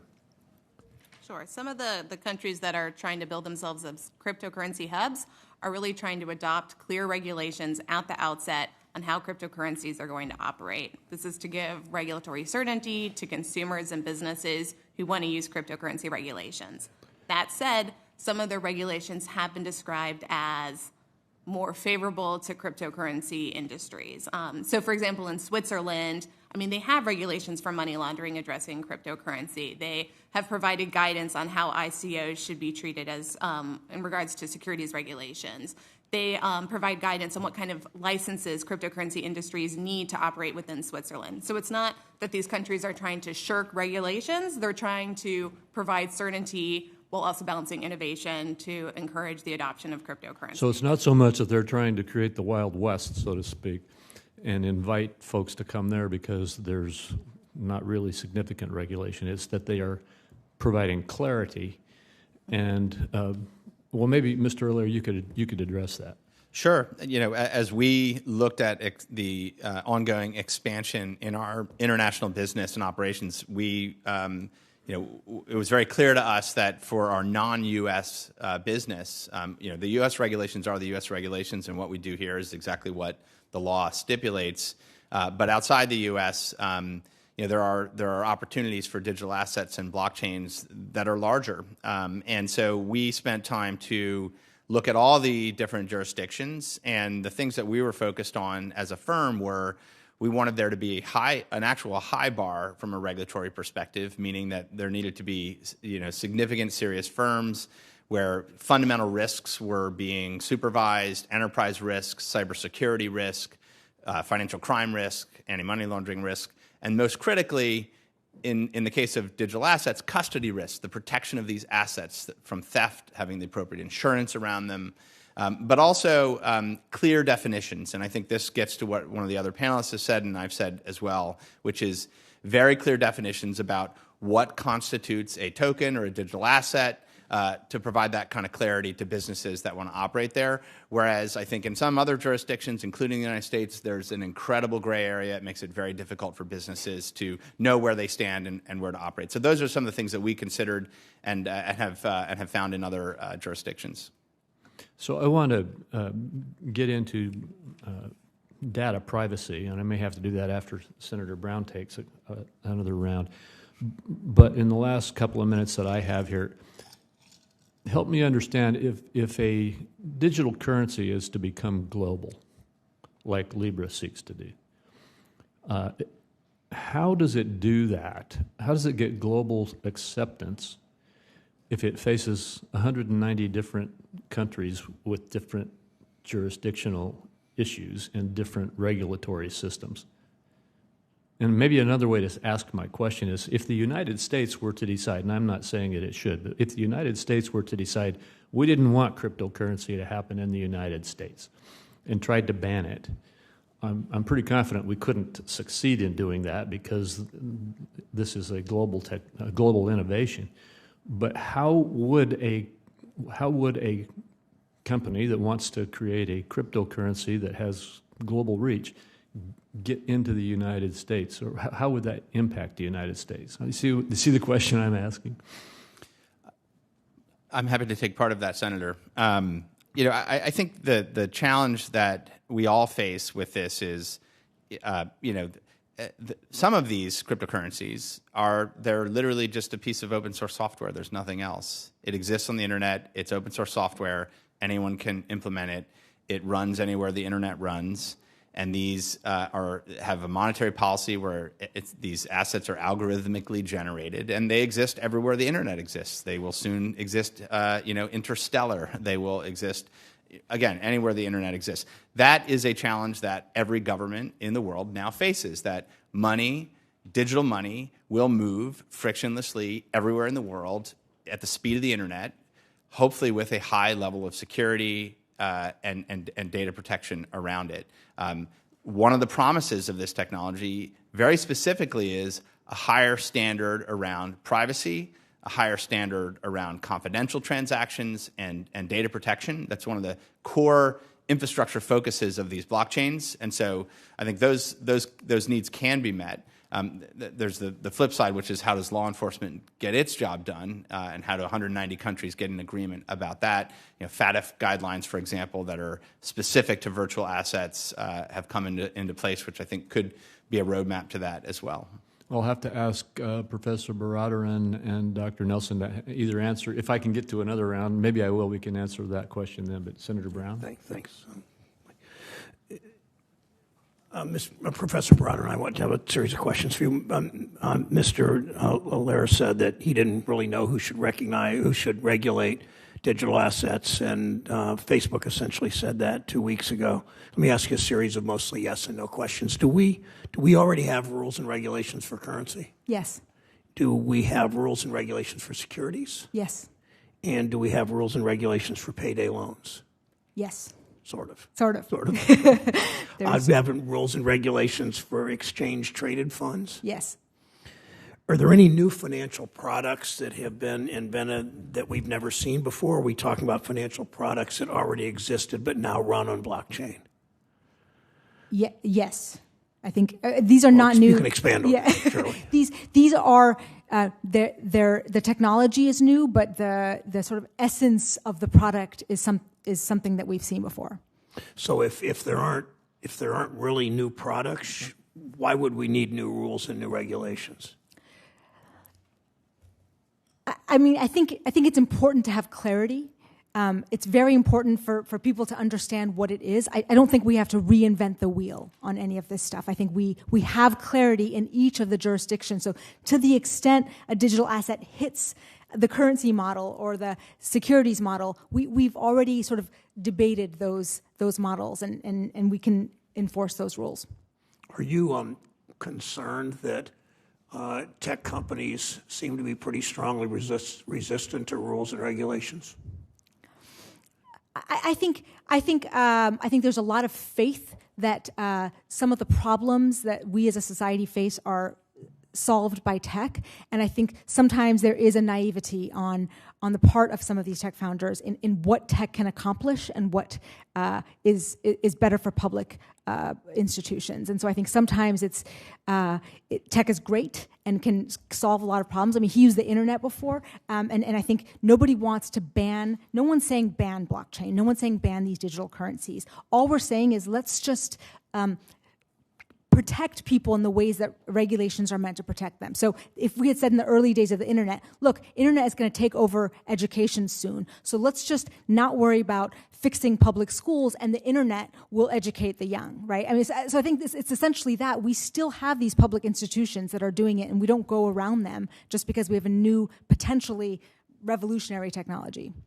Does the resistance of big tech companies' resistance to regulation, does it remind you of resistance by big banks to regulation? Are there similarities there? There are similarities there, yes. What does that tell you? I mean, I just think we need to be cautious. I think we need to be, again, innovators dream big, and regulators just need to also imagine bad scenarios. I think we as regulators and Congress people don't need to just swallow it wholesale. It's good that we have innovators and entrepreneurs that have really beautiful visions of the future, and I hope that they're right. But it's also good to have a counterpoint to that, where regulators say, hey, what could go wrong here, and to try to imagine those scenarios too. I've said a number of times in this committee that many of my colleagues seem to have, maybe we all do to a degree, a collective amnesia about what happened to our financial system 10 years ago. What lessons do we learn from weakening regulations in the banking sector a decade plus ago? What lessons do we apply to tech companies here?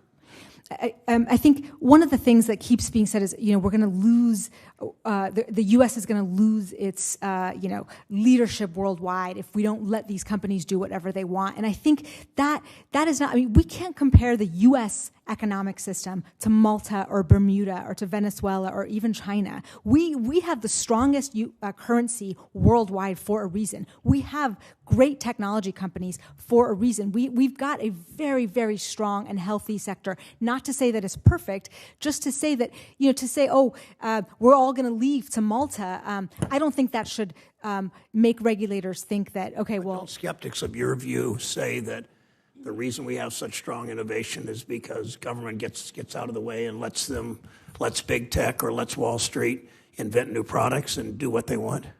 I think we said that until the financial crisis, and then we had $1 trillion bailout, and the Fed is left holding the bag. And so I think we just, we say that on the front end, let them do it, but let's remember what happens when we sort of don't regulate those things that matter. And it's not just all technology. Not all technology is similarly risk-inducing. I mean, again, the internet and email, all of these things, we keep comparing blockchain to these things, but it's very different in a lot of ways, or specifically digital assets on the blockchain. We're talking about trading and markets and finance. We're not talking about just neutral tech here. Thanks. Thank you, Mike. Thank you, Senator Brown. I have a few more questions. As I indicated, I'd like to get into the data privacy issue a little bit here. As I'm sure you know, Senator Brown and I together have jointly expressed serious concerns over the collection of data on individuals and the phenomenal explosive growth of that collection and then use of data. That happens without individuals usually knowing that it's happening or when it's happening or knowing what has been collected on them or how it is being used. And each of you could respond to this if you would like to, will this new technological innovation that we're seeing into digital currencies and blockchain technologies give us an ability to meaningfully enhance individuals' privacy rights and protections? And if so, kind of explain how so. Be happy to start. Thank you, Senator. I've addressed this somewhat in my written testimony as well. If you step back for a moment and you look at these public blockchain infrastructures that are being built, they're designed in a way to provide a global, open record-keeping system that is highly secure, that is very tamper-resistant, and which can work in a kind of interoperable way all around the world. One of the killer apps, if you will, that is being explored to build on top of these. And there are many, many projects, startups, companies, governments even, that are working on this, is the development of essentially new standards for what is often referred to as self-sovereign digital identity. The ability to have a digital identity where you as an individual have self-sovereignty over who can access attributes of your digital identity, how they can access it, the ability to provably demonstrate something to someone, say someone needs to know your age in order to conduct a transaction without having to disclose to them your address or other information. So the ability to have much more fine-grained, selective ways to attest through attestation methods to attest to who you are or what you do without actually having to transmit all of that sensitive personal information. The data breaches that we have today, the massive privacy violations that happen continually on centralized internet services, those are the core issues that blockchain infrastructure is being designed to try and address. So it's one of the areas I'm most hopeful. And when you couple that kind of digital identity model with global digital currencies, you actually can imagine a financial system that both preserves privacy, provides mechanisms that are still highly useful to law enforcement to pursue the bad guys, but keeps people in control. And so I think those things are very much becoming possible in front of us. There are still needed policies around that, around who can add elements to these digital identities and how they're accessed and reporting and other things. So there's absolutely the need for very clear laws and policies. But it is a technical breakthrough that is emerging that could solve some of these issues. So before I go to Dr. Nelson and Professor Baradaran, going beyond financial transactions, could this innovation or technology that you are talking about, could that be used outside financial transactions? For example, somebody surfing on the web or looking to buy a washing machine on the web and having their identity grabbed or having their search identified and then utilized in artificial intelligence to manipulate them. It could be applied. It could be applied in putting people in more control over who's accessing their data and how when they're interacting with any digital service, not just financial services. So it's applicable very broadly. All right. Dr. Nelson or Professor, would either of you like to speak? Sure. I would just add that Facebook has totally changed the debate about privacy and cryptocurrencies. We used to focus with cryptocurrencies on whether they gave users too much privacy and that it allowed bad actors to engage in nefarious activities. Now with Facebook's Libra, the concerns about whether users of cryptocurrencies will have enough privacy and the potential for economic transaction data to be merged with other data about users on the internet, including other Facebook platforms. And this issue then ties into the differences in regulatory approaches taken by countries around the world. Countries regulate privacy differently, and so if you have a global currency with different regulatory approaches relating to privacy, this may be something that regulators really want to address and get in front of. Thank you. Professor? Yeah, I was going to say, there's two different kinds of privacy. There's, do we want to privately buy drugs, child porn, or send money to terrorists? No, and we have laws for that, right? So we don't want that kind of privacy. But we also want the privacy of, Facebook not using algorithms and data to target me, knowing, she's sad and doesn't have enough money in her bank account, so I'm going to give her a payday loan when I know that she's going to take it up. That's the kind of privacy where it's not individually. Maybe they don't know me personally, but they know the type of person I am and what kind of mistake I would make. And so those are the kinds of things. They're two very different types of things. And like she said, Facebook presents a kind of a different problem than Bitcoin, which is popular for people who want to buy illicit and extra legal drugs. And this is why you see Venezuela, Iran, and other countries with sanctions wanting to evade them using these platforms. Anybody want to add anything else to that? Well, there are obviously tons of questions here. I have a lot more myself, and as we move forward, I'm sure that we'll be communicating with you to get your advice. We appreciate you all coming today and sharing your information and expertise with us. This is obviously a very critical issue. As I said at the outset, I want the United States to stay at the forefront of essentially engaging in and hosting and managing and regulating this new creative technology and the innovation that will flow from it. I do believe that it has some incredible potential that can be utilized for good. And it does have incredible risk that can be utilized for bad, and we just need to get a handle on that. I appreciate your coming here today to help us out on that. With that, this hearing is adjourned.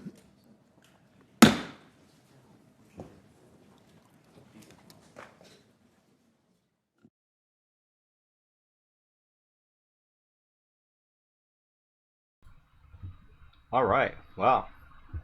Give me a second here to pause that was quite the interesting hearing. I'm honestly very bullish on everything that we heard, to be honest. I'm going to be... oh, what? No, they better not have just taken that down. I want to watch this video later. Let's see if I can get this back. Okay, good. Can I... Okay, good. It's still there. All right, I'm going to minimize that, keep that guy up. And we're going to talk about the price now, since a lot of people were talking about price there in the chat a little bit, about the fact that we're seeing a nice little run-up right now. So we'll come over here and we'll talk about what just happened.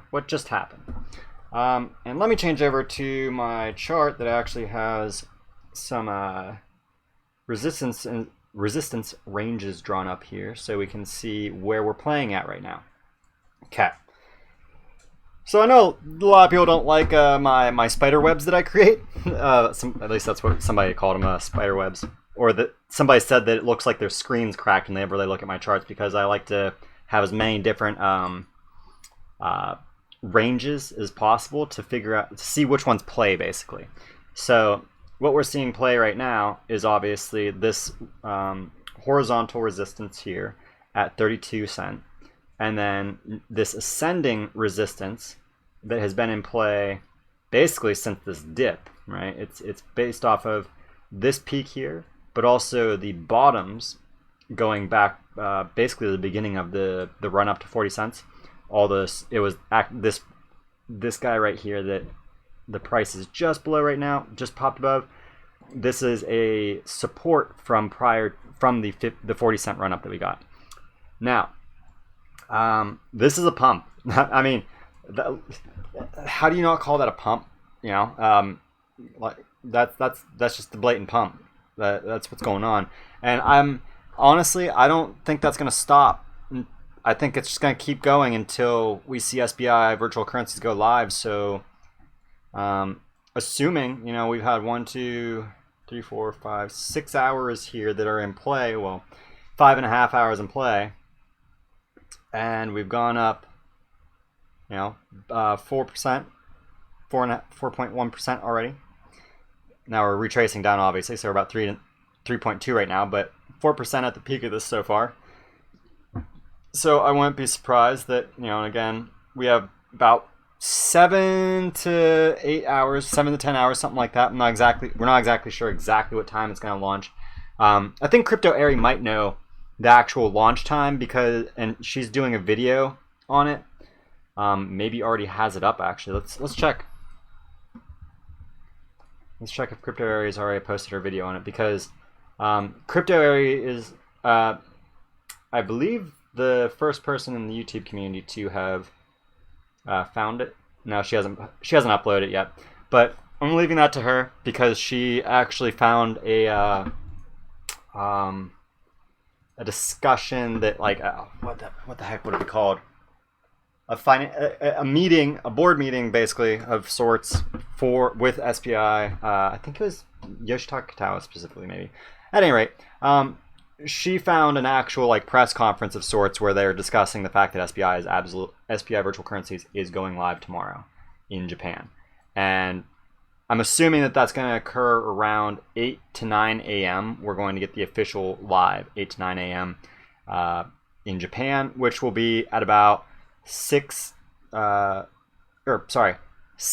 8 p.m. Central Time, which would be 8 to 9 p.m. Eastern Standard Time for Americans. Yeah, absolutely. Anybody that's not already, go follow Bioscience Academy on Twitter. Dude's a genius and definitely on top of his stuff. So that's why I made you a mod, obviously, because definitely a trustworthy dude. I can slide into Baradaran's DMs once my XRP bags me shot. That's great, dude. This is amazing. Get them talking. USA wants a handle on the risk associated with crypto. Absolutely. And keep in mind how the narrative was structured, right? The US doesn't have time to play around anymore. They have to get on. They have to get in the game. Get in the game. If you don't get in the game, then the foreigners are going to take your gear. They're going to take your cryptocurrency and break it down. Yeah, it's not gonna be good. It's not gonna be good for America if they don't get their crap out here. Right? Yeah. But yeah, you're a schmuck. NASDAQ SE, I am a schmuck. Oh, you didn't expect that one, did you? Ba, ba, ba. What false title? You're a false title. You're a false title, sir. You just came in late. Wait, were you in here? Were you literally not in here? Did you literally just join? You're a schmuck, sir. Get over it. Maybe you should hit that back button. Bad troll, bro. Bad troll, bro. He's such a troll. Am I okay? No, I'm losing my mind. How can I be okay when we just got the coolest... South Park is legendary. We just got like the best hearing possible in regards to crypto talk. Like the only way they could have been better is if they said XRP. But anybody that thinks that they're going to say XRP before regulations are in place and XRP's over $100 per token, you're batshit crazy. They are not going to tell the public about an asset that can give them a 10,000+% gain. That's not going to happen. You will never hear your government inform you of an opportunity like that. Never in a million years. Never. It'll never happen. Never happen. Yeah, dude. I love voices, dude. It's fun. What did I miss? Was the XRP positive, the overall notion? Yeah, dude. On evolutions, it was super, super bullish hearing, in my opinion. I mean, everything that we were getting out of them was the people that were being asked questions by the government, essentially. They were all basically pointing out that, America, you're losing all the business in this space because you refuse to give us regulatory clarity. And everybody's going over these other countries. They tried to be like, oh, so the whoever it was, I think it was Brown. He's like, so you're saying that all these companies, these blockchain companies, are going to other countries because they want to get away from regulations? And they're like, no. And he's like, oh, so they want regulations. They need more regulations. And they're like, no. They're going there because there's regulatory clarity. They're being assured that their business model isn't going to be effed over by the government. That was the point. And I'm hoping that really sunk in for these people, because if not, America's done. And in my opinion, America's already a third world country, and they don't even, and the government just hasn't realized it yet. They haven't realized they're already too late to this game, and they're going to lose. SBI Virtual's currency is going live tonight. It's over. Japan wins, and anybody that follows Japan, they're going to be second, third, fourth place. Japan already won. Japan is going to rule the world. They will be the new superpower in the next decade. Promise. By the end of the 20s, Japan's going to be a global superpower. The global superpower when it comes to finance, when it comes to money. They position themselves perfectly for this. And they're not playing games like America. It's done. It's done. Game over, America. You waited too long. You're done. You're going to try and join in the parade to get the little meager gains that are going to be left to you because they screwed up. I mean, it just doesn't go well for them. This is just as important as the U.S. Constitution. What bioscience say that I missed? Bro, this hearing was the preamble to the blockchain epoch, and it is an epoch. Absolutely, dude. 110% agree, bio. 110% agree, dude. Blockchain is the next bang. It is. And then AI. I think, Paul, before we get AI, we're actually going to get robotics. Robotic assistance will be a thing before AGI. Though I don't know. It depends on what happens with Neuralink. It depends on how fast Elon moves with Neuralink. We're supposed to get human trials for Neuralink in 2020. So maybe by like 2022, 2024, somewhere in that range, we should see Neuralink become commercially available. And that's game over for anybody that doesn't get that implant, just so we're all clear. I'm going to share this information with everybody in the stream. If you don't get Neuralink when that becomes available, you're going to probably be slaughtered by somebody with Neuralink if you don't get it. It's not going to go well. This is a speciations event. What Elon is building towards is a speciations event. It will be the division of humans and Deus Ex Machina, essentially. And so be paying attention to that. Like, y'all should be paying real close attention to that. Because when that happens, those people will become akin to gods. You will literally not know if Jesus Christ just landed on Earth with these people when they have these implants, because they will have all the answers. Like that. It's going to be scary. But scary to me in a good way, because I can't wait to get that implant personally. I can't wait to be able to no! I know because I Googled it, and I already searched all of Google for every answer possible, and this is all that I got. So you're wrong. You need to go get your implant, because you're an idiot. I'm not an expert, but I hear there are only a couple of million Bitcoins. Yeah, of the 21 million in circulation. Yeah, Bitcoin's scarce, but, the only thing that the total supply really dictates, Jesus on a Tesla, Cosmonautic, yeah, basically. But yeah, F the Luciferians. I will never sell my soul. F transhumanism. I will. Well, hey, I'm just gonna say, Dracaris, you're probably gonna have a bad day, and by 2030, it's not gonna be a happy day for you. And I look forward to being a demi-human. I cannot wait to be transcending this inferior biological life form. That I have no attachment to the physical world, and that's why I find it funny when people think that you're selling your soul to give up your physical form. You're literally doing the exact opposite. You're saying that your soul is more important to you than your physical form. That's the way I interpret it. But not lose yourself. Yeah, and that's another thing too. Is a lot of people think that you would lose yourself, but humans, any conscious entity that has a biologically based, neural processing unit, this is a quantum computer between your ears. And it's a quantum computer that is more powerful than a quantum computer. If we took all the quantum chips in the world that are created over the next 20 years, it still would not equate to the power of your brain. So good luck finding a computer in the next 20 years at least that's going to hack you. That's not going to happen.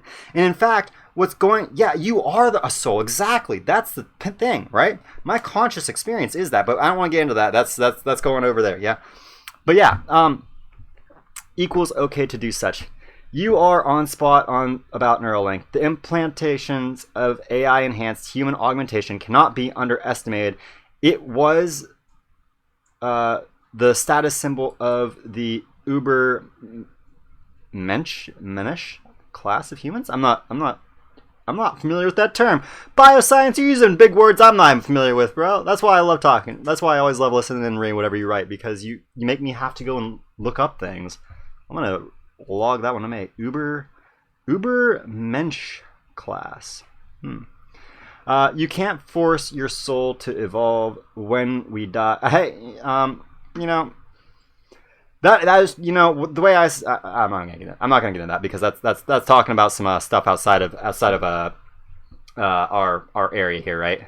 But yeah, let's not define souls. Let's talk about the fact that what Neuralink actually is. It's a physical augmentation of your already physical form. When you connect yourself to a computer, you're not suddenly changing. Yeah. We'll stick to XRP because this is good news we got here. So I'm gonna go find a comment about XRP. It's so juicy, Frank. Look at this. Look at those. What are those? Right? We're above our 200-hour exponential moving average. Just rocking above it, right? We are now we tested at least on this this wave that we're on here that's been in play for since the 16th of July, so basically 2 weeks now. We're now testing the 618. So we should we breached it actually. So we can expect that even if we get a slight retrace here for the next few hours, that this is actually going to break back up into this range. It's going to come and test between this 618 and see if it can't test the 786 on the Fibonacci, just because of the fact that it breached into it. This wick came in, it said, hey, we're coming for you. Clench them buttholes. What did we get from? Crypto Airy posted this English audio of SBI financial results presented today.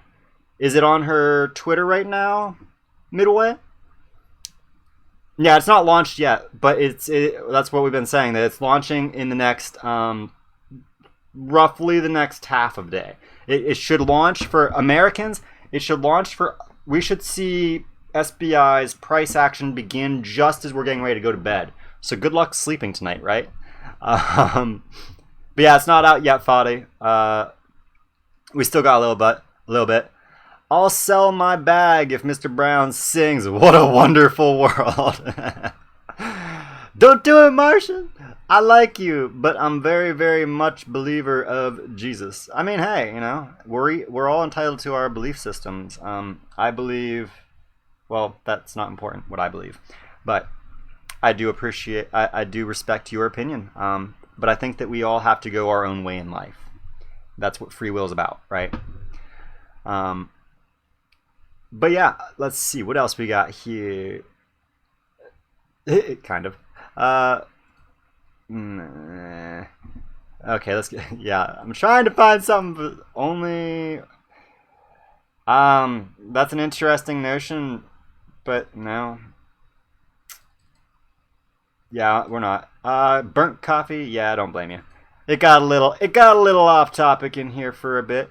And the hearing is over, so anybody that's tuning in now, the hearing is over, so you can by all means roll back the old timer there. And I'm actually gonna call the live a due because we're already almost up to 2 hours, and I want to do a few news videos for y'all. I just want to do a live stream for everybody, chat with everybody in chat, and share all the stuff we got going on, right? What do you think will happen with the price of XRP when they go live? I'm really bullish, Fadi. Like, really bullish. I think it's going high. I think at least over $1. I don't know what I mean, I really think it's going to go really, really high. But I'll say over $1. I'll say over $1 on stream, right? But if you, I mean, I already said yesterday, I think we're going to 10. I think we're going to 10. That's just my gut feeling that we really are we're gonna hit the double digits from this. I don't think it's gonna happen immediately. I think it's gonna be like, we're gonna see the price probably double tonight. But I think after the price doubles tonight, we'll see it double again tomorrow, and then so on and so forth, right? Until it hits whatever the peak's going to be. And I think that should be somewhere around $10 to $20, somewhere around there.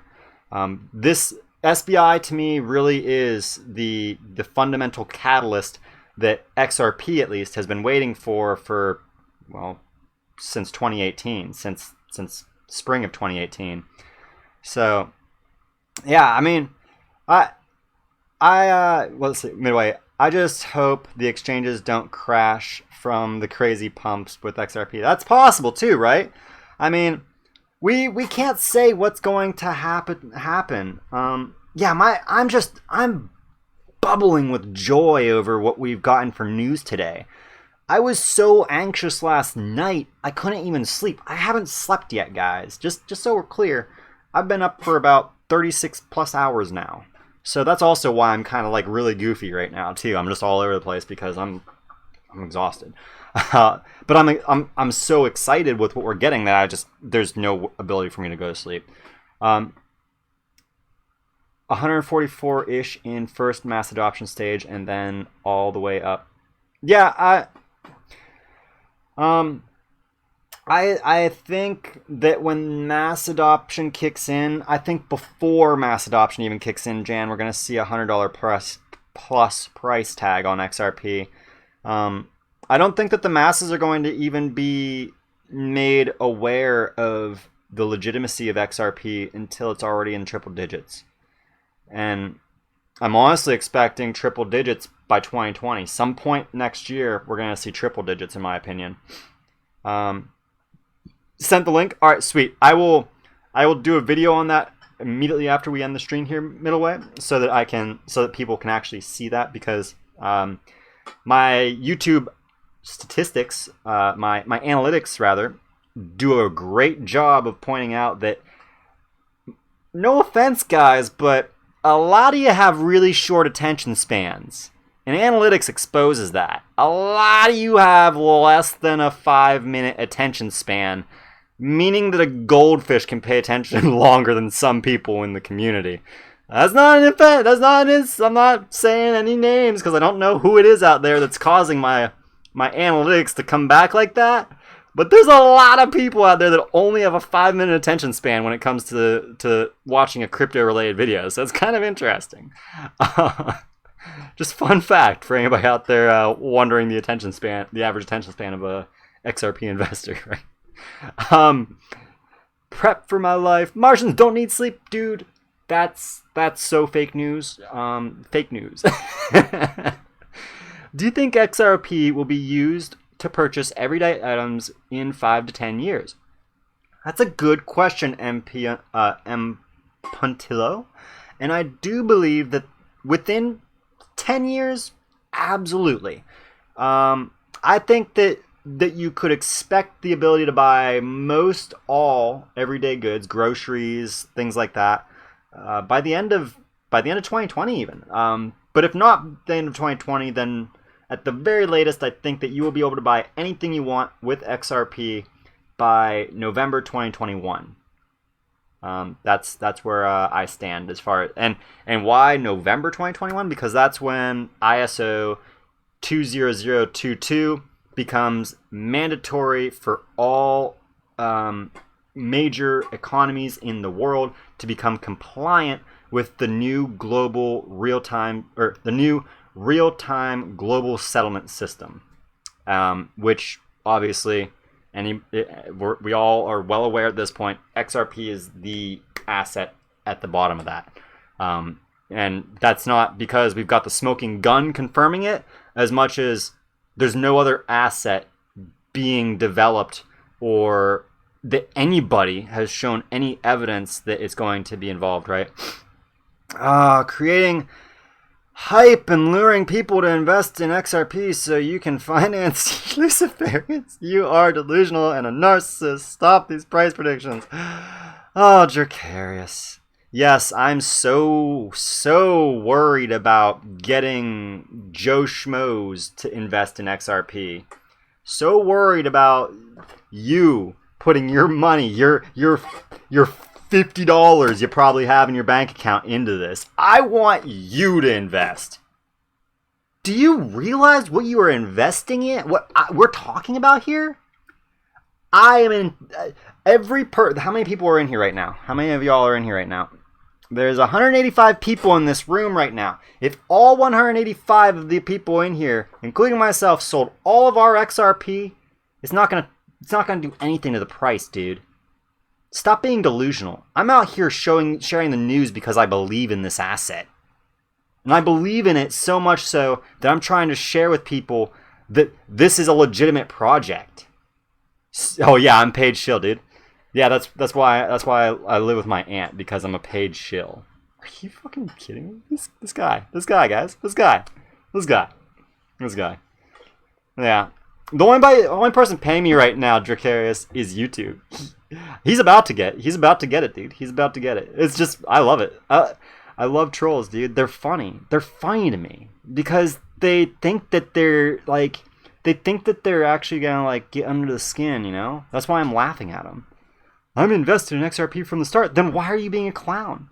You're being a clown. It's funny. There's nothing wrong with having high hopes for XRP. I finally have a dream. Exactly. What the is wrong with having hope in your investment? I'm not here for traders, right? We're here to invest. That's what my channel is about, saying, hey, I found this amazing. Yeah, exactly. That's why I'm not blocking him really, Bio, because I've gotten tired of so many people saying that, I was really heavy-handed originally because I didn't want to deal with trolls in my chat. But now I love entertaining them because they just give me great talking points. I just get to dive off and be like, well, here's why you are an idiot. And everybody like, see, you're right. So right every time, I love it. It's fun because then when I say it, everybody's like, yeah, you're so right. I'm like, see, you need to get your crap together. Human tripod with the 589, bro. We're going to 589, right? Hopefully. Yeah, dude. Sorry, I gotta admit it now, everybody. Just so you all know, I'm a part of the Illuminati. I'm trying to indoctrinate all of you into my Luciferian Illuminati cult. I just want to make all of you rich so that you can help me take over the world. That's really what this is about. This channel is about me recruiting a bunch of future billionaires to help me take over the world. Is that wrong? Is that wrong of me to want to make you all fabulously wealthy with the hope that my wealth, my introduction and keeping you into this is going to make you listen to me in about 20 years when I say, hey, I want to take over the world? Like, what the... I love it, dude. I love it. I'm doing the exact... Yeah, I forgot. I'm stealing from charities. I'm stealing from charities, dude. I knew it. Right, Midway? Oh, I love it. Yeah, dude. I'm actually a Rothschild. Look at this nose. Isn't that obvious? You're a hippie assassin. Busted, dude. I'm not really a hippie. I'm just like, I play the role so that I can get into their little communes so that I can poison them all. Where do I sign? On the dotted line with blood, Moorish Prince. That's the only way it works. You gotta sign with your blood. I think it's gonna stick some crazy as soon as it goes live, and then come back down. Set your stop loss, people. Yeah, that's not a bad piece of advice. Cashing out, right? I highly encourage everybody to operate stop losses with what you're about to see happen, because that's a surefire way to ensure. I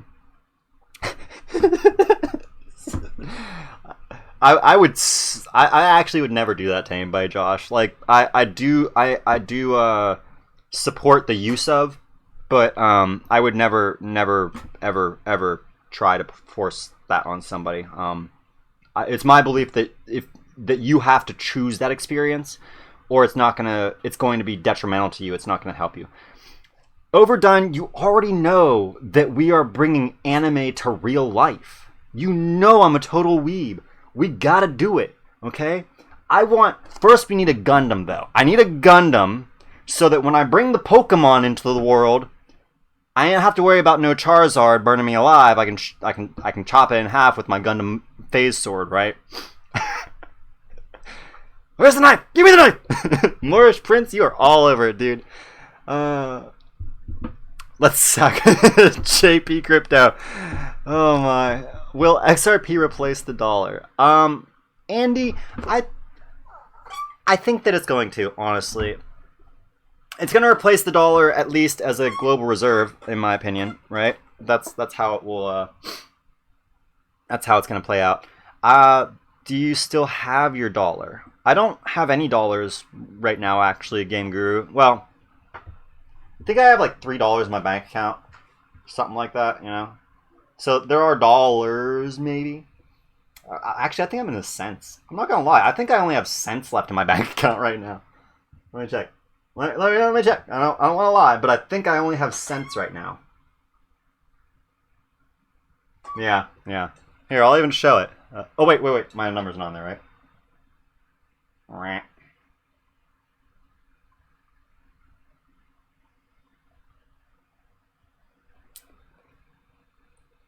See that? 80 cents, guys. I got 80 cents. I'm highballing over here.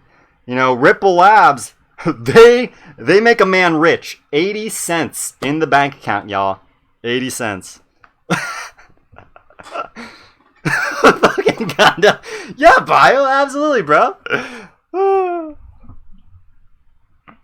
But yeah, dude, That's why I find it so funny. People think that I'm paid. I'm like, dude, I am like probably the poorest person in this chat right now. The IMF Fed will issue a digital dollar. XRP. Yeah, well, they better hurry up and develop that digital dollar already. They better hurry up. If they don't, they're out of time, right? You rich boy! I know, right? I don't think XRP will replace the dollar. Like Ripple said, it's meant to be... I think that the dollar is going to survive as a national currency, obviously, right? And I think that's what Ripple means, is that they're not trying to replace these currencies. Instead, they're trying to bridge them. But the issue is that the US dollar is currently that bridge. And to the point that 65% of all US dollars in existence are used for foreign exchange. So, ballin' like I'm Kobe. Hell yeah, bros. But yeah, so my belief is that the dollar is actually going to lose about 2/3 of its value as if Ripple is successful. That's just because it's going to lose 2/3 of all of its utility. Now, what the Federal Reserve can do if this occurs is they can start to suck up all their dollars, right? They can take 66% of all the cash in existence and just burn it because it's fiat. Who cares if you burn it?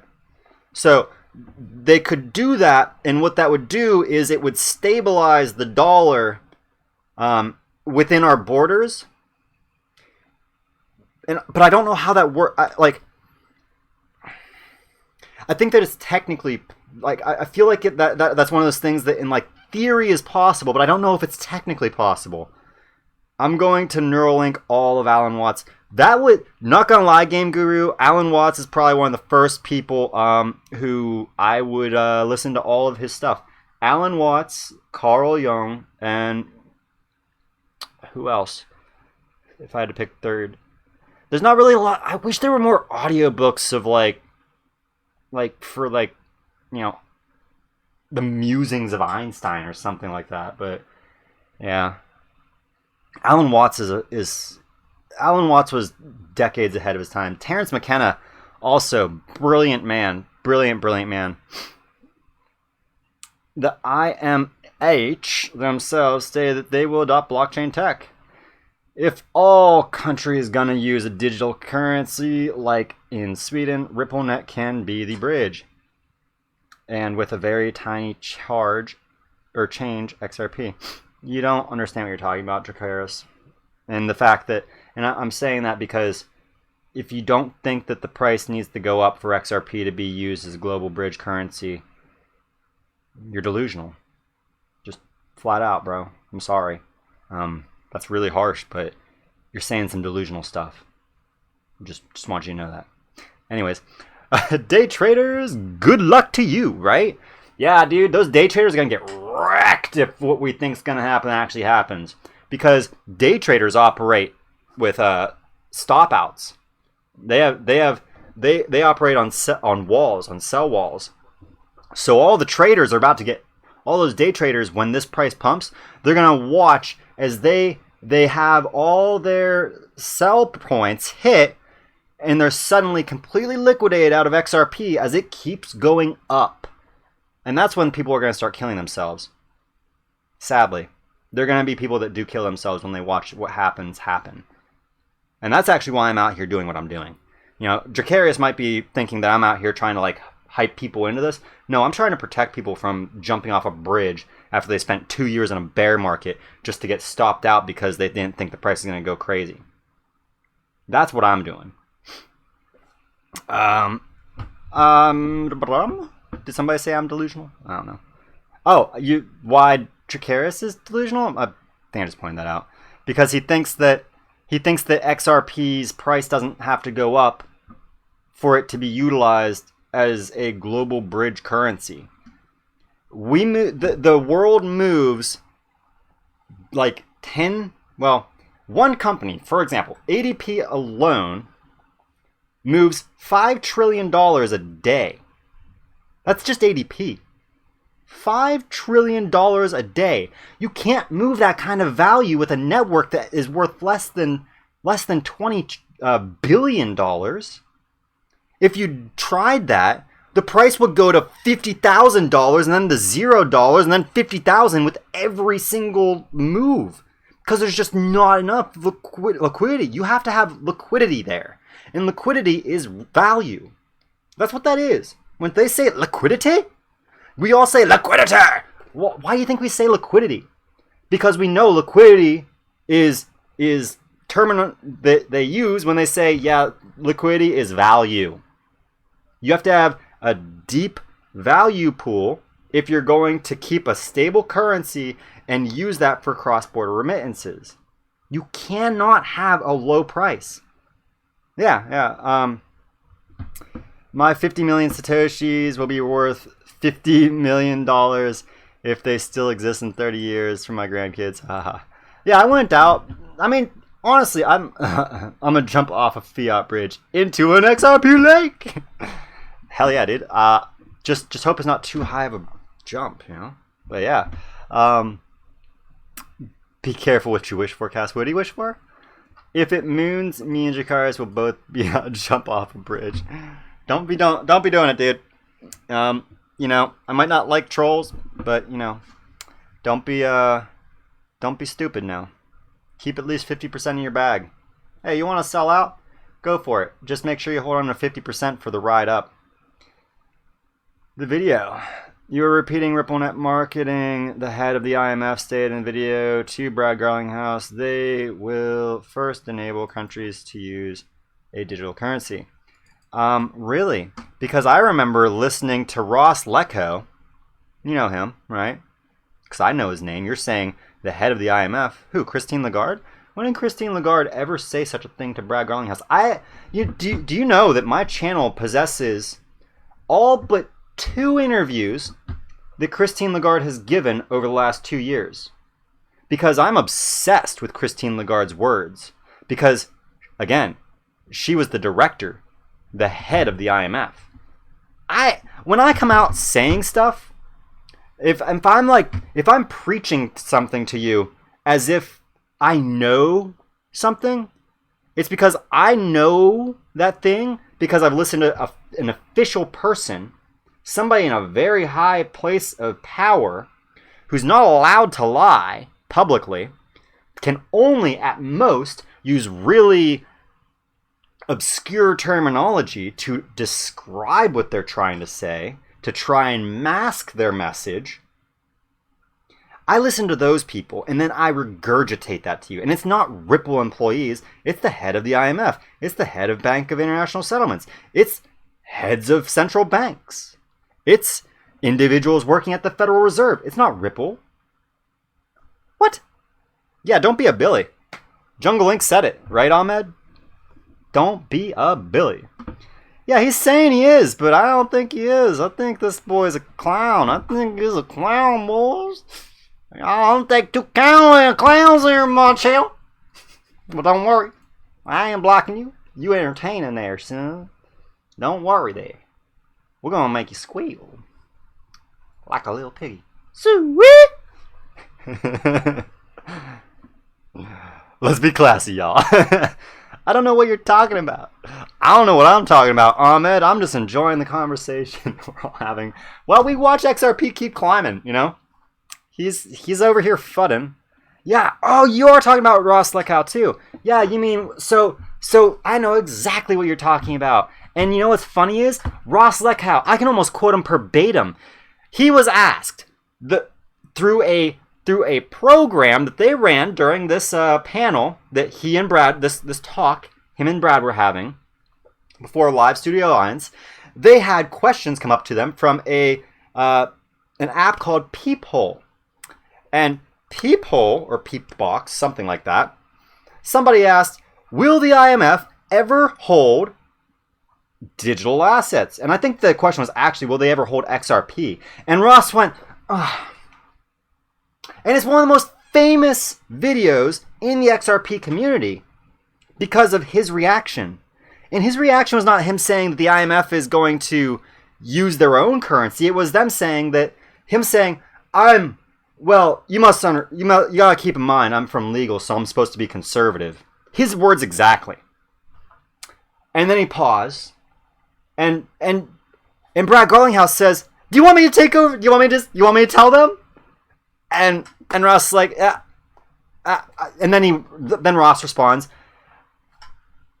"We're not. If a country holds a digital asset, then the IMF would be highly encouraged to hold that same asset, but a nation would need to do so first." And do you know what SBI, Frank? It's like you were reading my mind, Frank Arong. Was it?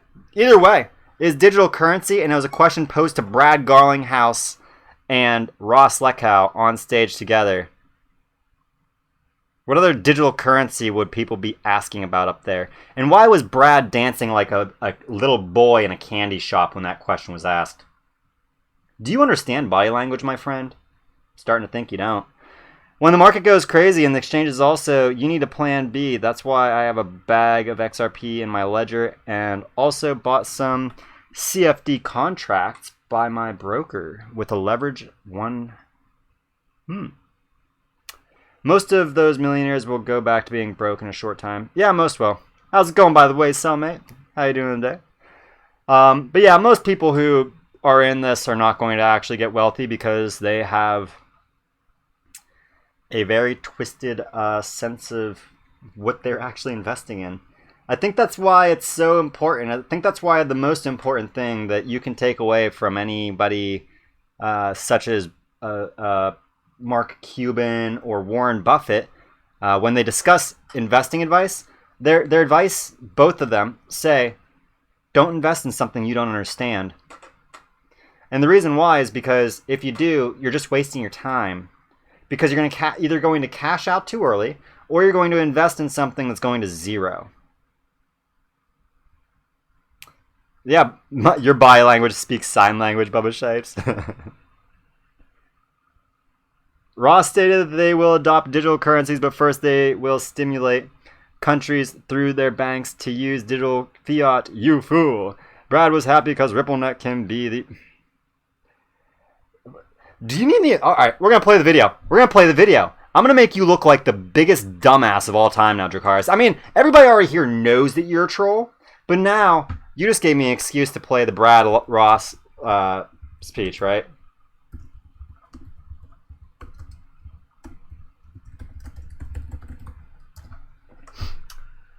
Alright.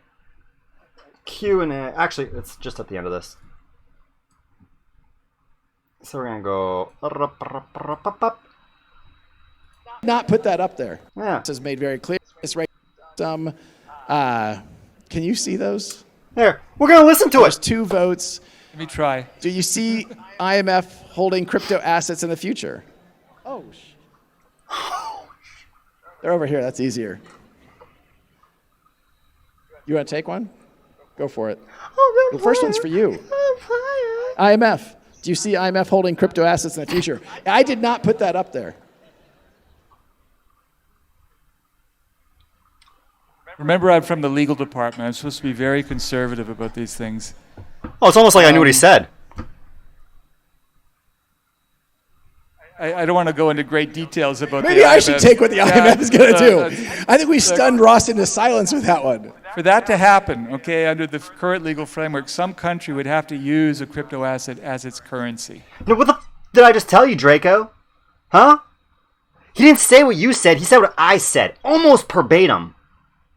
I don't lie, dude. So you can go F off.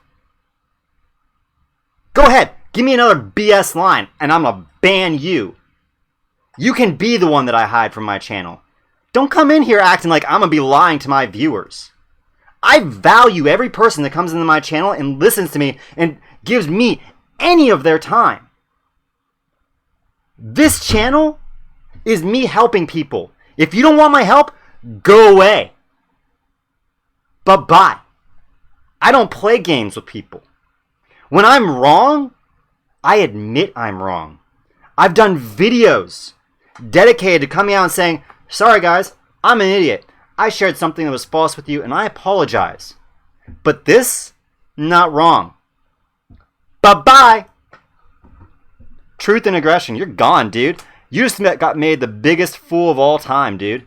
Peace the out. Right? Like, bye-bye. Why is it not letting me hide you? Oh, somebody already hid you. Gone. Ross said for the IMF to hold digital asset, then a country. Yeah, exactly, right? Yeah, no, that's what I literally was saying to him. He's just being a friggin' idiot. Yeah, no, I definitely, like, that's what I was trying to tell him, dude. But he's just a troll, so whatever, he's gone. We're done with him. I entertained him long enough. Right? It's so funny. Hell yeah, dude. Nah, guys, I mean, like, legitimately, I value each and every person who tunes into my channel and gives me their attention. Like, why the hell would I try to ruin that by trying to deceive anybody that's putting any degree of trust in me? That just doesn't even make sense. Honestly, there's no reason to ban you, dude. Like, Dracaris is just, the dude just wouldn't stop. Just would not stop. It's just ridiculous. So, now, what are we going to do from that? Right, Bubba? Oh, my. Oh, dude, he didn't want to hear you, Digital Nomad. He didn't want to hear it, bro. He doesn't want to hear it. That's why he's gone. He is literally just trying to get a ride out of me. He got that ride. That's why I hit him. Because, it's not fun for any of you all to sit here and listen to me rage. Yeah, I don't need to. But I still did it because I wanted to make sure that nobody in here thought that there was zero potential for anybody to think that I'm trying to mislead anybody based upon him, because I know that there were people in here that are agreeing with him. So I wanted to protect those individuals from that lying scumbag. That was all. That's all. That's the only reason that I went to that extreme. But he did tick me off. So that's why I hit him, because, I just you can lead a horse to water, but you can't make it drink. And, hey. I did a video on the work around this. I did too, actually, Digital Nomad. Like, I actually did a video on the entire thing too. It's one of my deep dives here. But yeah, that was actually a great interview between the two of them. Yeah, it's right here. How's it going? I made a 32-minute video on it, breaking it down. I took all the main points away from it that were best. Oh, that's part 3. So I have 3-part series on it through here. So yeah, for whatever reason, the other 2 parts just aren't listed in this. I need to add those into there. But yeah, it was fun. Debating is fun. Passionate debate is even better. But name calling and being a jerk is not needed. We are under enough of a strain just waiting on everything to happen. Yeah, that's true. And that's, again, like, when somebody gets under my skin like that, it's like, that's why I had to hide them, because I knew it just wasn't going to go well. It was just going to be me making a fool of myself. So I wasn't going to give him that gratitude anymore. You know what I mean? But yeah, like, we are at the precipice of a new era, a new epoch in global finance, and so obviously we're going to encounter plenty of skeptics out there that think that we're crazy. But the reality is, the only people that are crazy are those who aren't paying attention to this revolution, that think that this is not a truly global revolution, that don't understand how much value there is in the world. These people don't understand that we are investing in money. They think they're investing in a company's private shares or something equivalent to a stock or a bond. They don't understand that they are investing in a thing that you base the value of all those things that I just said off of, right? So there's nothing that can be done for them. Can't help them, guys. You can try. You can try all you want, but I just tried my very best. And what he do as soon as I showed the video, he begged me not to play that video. That's when I was like, oh, I got your number, dude. Don't play the video. You talk about Article 4. No, I didn't. Article 4? Was that mentioned in the video? I didn't even hear that. It must have been something that I kind of just missed. What do you mean? What was Article 4 about? Digital Nomad Adventure event. DNI. By the way, thanks for tuning in, DNI. Let me get you a mod in here because I deeply respect you, bro. So and I definitely know I can trust you. Amendment number 4. No, I did not talk about amendment number 4. But you are a mod in here now, so you can link your video if you want to, and I'm totally cool with that, dude. Because you're very informative, and I do encourage anybody to when DNI links his video on that panel, by all means go check that out because seriously, brilliant dude over there. All the banks will use XRP. In my opinion, they will. They don't really have an option anymore, to be honest. Frank, I try to do my best. I think we all have a little bit of arrogance in us, and I'm no exception. But I do my best to try and remember that, humility goes a lot further than anything. Humility goes further than intelligence and everything in life. If you're humble, you'll get ahead. But not the video clip, the workarounds, according to the IMF article of agreement. Oh. I have not seen anything about the workaround. Can you send me some links to it on Twitter here, so that I can actually read into that? I'm gonna once I hop off here, I'm actually gonna try to sleep because I'm starting to really feel the drain. You guys seen the new Western Union ads? In the fine print, it says services may be provided by Western Union. Well, because it's Ripple. Huh. I've not seen the new ad, but I don't know if I mean, it would make sense that Western Union is providing their own services within their ad, right? I don't know. I don't like to. Yeah, I get that, DNI. I get that.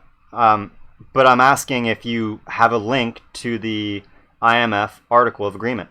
I don't have access to that. I don't even know what you're talking about as far as that. That's why I'm asking if you could send me links for it. True, that humble and kindness to all. Yeah, leading with kindness is the most important thing, honestly.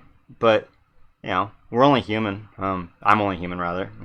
I like to pretend I'm a Martian. I'm not of this world, but I still my emotions still get the better of me sometimes, and I can't find it in me to be kind to some people, no matter how hard I try. I mean, I'm surprised I was able to keep my cool with Care as long as I did.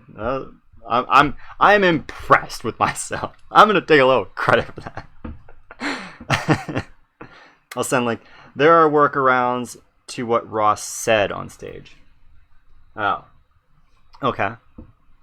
I'm not sure.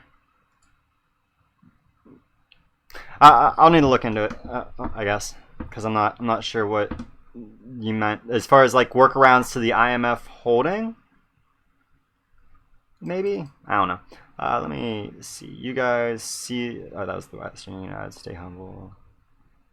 I just remember when crypto gets adopted, make sure me and you have some money, but compared to the bank, we all got nothing, even though it's all our money. But follow the money. Ripple is gonna stay, but let's hope.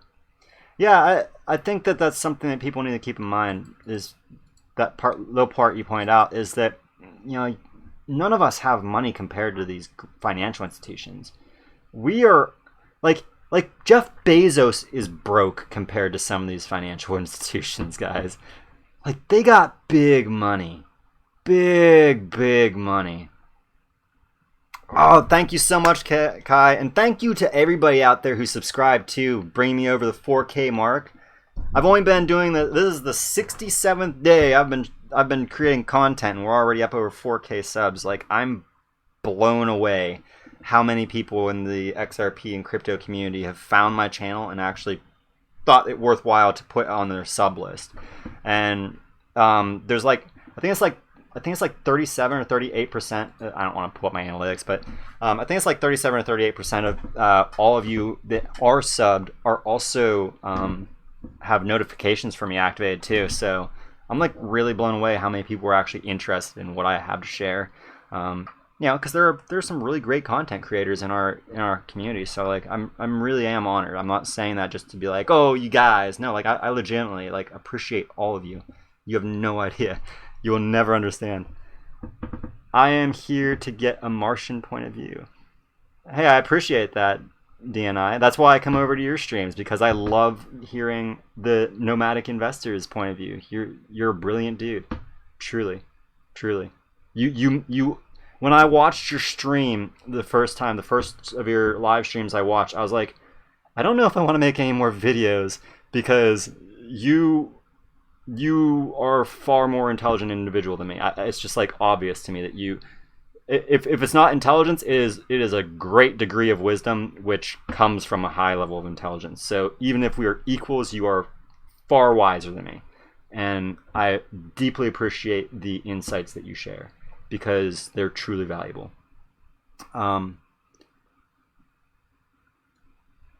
Word, your CH blew up fast. Yeah, it did. It's crazy. I don't remember it exactly, but was here also in the beginning. Yeah, Kai, you were. I do remember that too. You were actually like one of the. I think you were in the first 200 or 300 people. I think you were one of the people that subscribed before I did like my second video, where I was like, wow, so happy to have 250. Like, I did not. That's why I was like doing videos like the 50 subscriber mark and then the 250, because I didn't think it was gonna get to this big. Once it hit like 250, it blew up into the thousands, and I was like, okay, maybe I'll start. I'm gonna do a video every day at this rate, so I think I'll just wait till 5K to do another video to thank everybody for their sub. But I still want to do a shout out to, did that post that if anybody saw that, thanking everybody for their sub, because 4K is still a milestone. And yeah, VET definitely my plan B. VetChain, yeah, I think VeChain has a promising future too, cashing out. I probably am not getting into VeChain until, well, probably not. I won't be getting into VeChain at least until XRP matures to at least I want XRP to be above $5 before I put assets in anything other than XRP. Because at its current price, it's just so undervalued. It's disgusting. It's been the worst performing digital asset all year long too.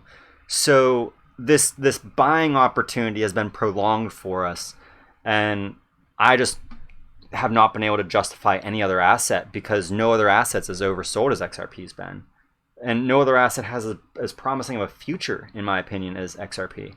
So until XRP gets up to a price point where I feel that I can get comparable or perhaps even better returns in the long term than I can from my XRP, I'm not investing in anything other than. I've put a year's worth of research into this asset, and every day that I have spent, I've become more and more convinced that I'm not going to be able to debunk this thing. It's just there's no way to. There's no evidence for it, right? Like I can't do it. Hell yeah, dude. No problem, DNI. Like I legitimately mean it. You're a legitimately awesome dude, and brilliant as all get out, dude. Richie XRP, a good friend, is Indolate? I don't know. I am out of it, guys. I'm not even reading straight now. I appreciate that, XRP legend. I just want the Lamborghini. Maybe I should go to work for it. Right? Yeah, dude. I'd like to say it's going to be a while, but we got SBI launching tomorrow, so I don't know. Maybe it won't be a while, but just bank on it still being a few years, right? I'm not worried about SBI. That's something else that I should point out, that even though SBI is going live tomorrow, we have also received rumors. I don't know if they're confirmed yet, but we've heard rumors that SBI VC is not actually allowing new account creation, and they're not going to allow new accounts to be created until, I think it was Q4. I think that's why people were asking about Q4. But I think I'm pretty. But they aren't going to have new account creations available until later this year, until the fall. So that means that whoever's created an account with SBI VC, they'll be able to trade immediately when it goes live tomorrow, or in the next 7-8 hours, however long it is. But we don't have we may not be able to see like millions of SBI's customers come on, because they're gonna have to wait till until the sign up becomes available to them again. Yeah, exactly. Middle way. That's why I'm saying. That's why I corrected myself and said 7 or 8 hours, however long, because in 7 to 8 hours, that's when it'll be morning time on the 31st there in Japan. I wish I could get some that cheap. Damn buds, that's good. Wait, whoa, what do you do? I missed it. Oh wow, I remember Prep. You bought XRP at 7 cents. I wish, dude. I wish I could have gotten on that. I remember when XRP was 81 cents and I sold for 250. See, I goofed with XRP the first time I got involved with it, because I was obsessed with Bitcoin in 2017, so I missed the pump. I tried to switch from Bitcoin into XRP because Bitcoin was on the downtrend as XRP was on its up. And so I was like, oh, well, it's going to go into this thing because this is the one the banks are all going to use. And so I jumped into XRP at I think it was under $2, but it was barely under $2. I think it was like 180 or 190, somewhere in there. And then I felt like a genius when it went up to the nearly $4. It was like 380 or something on Bittrex. And I was like, yeah! And I held. I didn't feel too smart after that like 2 days. I'll just put it that way. But yeah, then I sold out of XRP back into Bitcoin at a loss. And I was like, I'm not trading anymore. I'm too dumb for this thing. I can't trade. I'm just going to lose all my money if I try trading. So it was shortly after that I decided that I needed to just start dollar cost averaging into the market and hodling strong until the market returned to all-time highs. A friend showed me his rig for mining. Yeah, actually that's what I was because I didn't have a really good job in, I was working at Walmart back in 2017 while I was going to college, so I had a part-time at Walmart, so I didn't have like a really good income, so I set up my gaming tower for mining, and I was making good money for using just one video card, but I was making I think I was making between $5 to $10 a day, depending on where the price was on Bitcoin those days. So it was pretty awesome. Kai, you over here talking in German? No, that's not German. No, it is German. No, it's not German. It's not German. Is it German? It looks like German, but I don't think that's German. Anyway. My chat has been taken over by the Germans! You're awesome, XP Martian. You have great things in life for your hard work. Hopefully we all have a great future ahead of us, Richie. I really, really do hope that we all are going to share in this success, because I know that a lot of you out here have been waiting longer than me for this to come. So we just got to be patient. Patience is the most powerful Dutch. That's why, because there's such a, when it comes to languages, they are very similar compared to I would never mistake German or French for German, right? But yeah, that's why I couldn't read it too. I was like, that's not German. I can read German. But yeah, I hope that we're all going somewhere really high, Richie, and I think that we are. all of my research has shown that we're going to a high point. But you know, maybe it's all one big conspiracy. Maybe the fudsters are right. I don't think so. I mean, we've gotten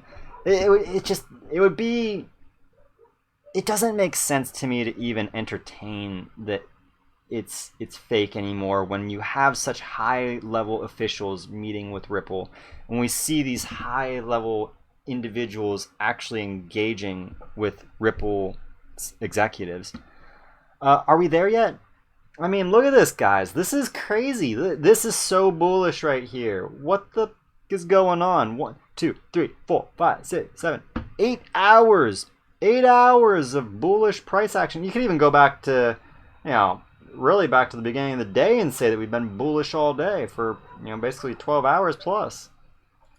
This is exciting, honestly. I want to go to sleep, but I want to watch the price pump. Are we there? Yeah. You guys need to move to the Netherlands. No taxes here. Just a bit. I mean, not gonna lie. I'm gonna be a nomad. Once we get to about if XRP goes above $10, I'm probably gonna start traveling all over the world, just everywhere that I've wanted to go all my entire life. I'm just gonna start going those places, and I'll take y'all along with me. If my phone don't work for a camera, we'll get a better camera.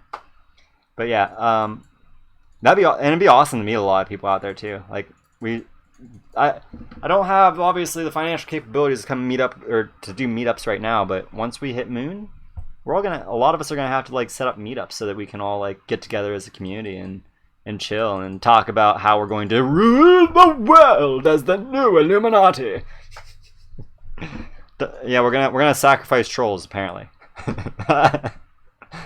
Oh, I love what was it that I was gonna say? I love schizophrenia. I love schizophrenics. They are so entertaining. I was 1p click out of Wassermeyer Macaulay Barracks MPs. What? 8th? What are we talking about over here?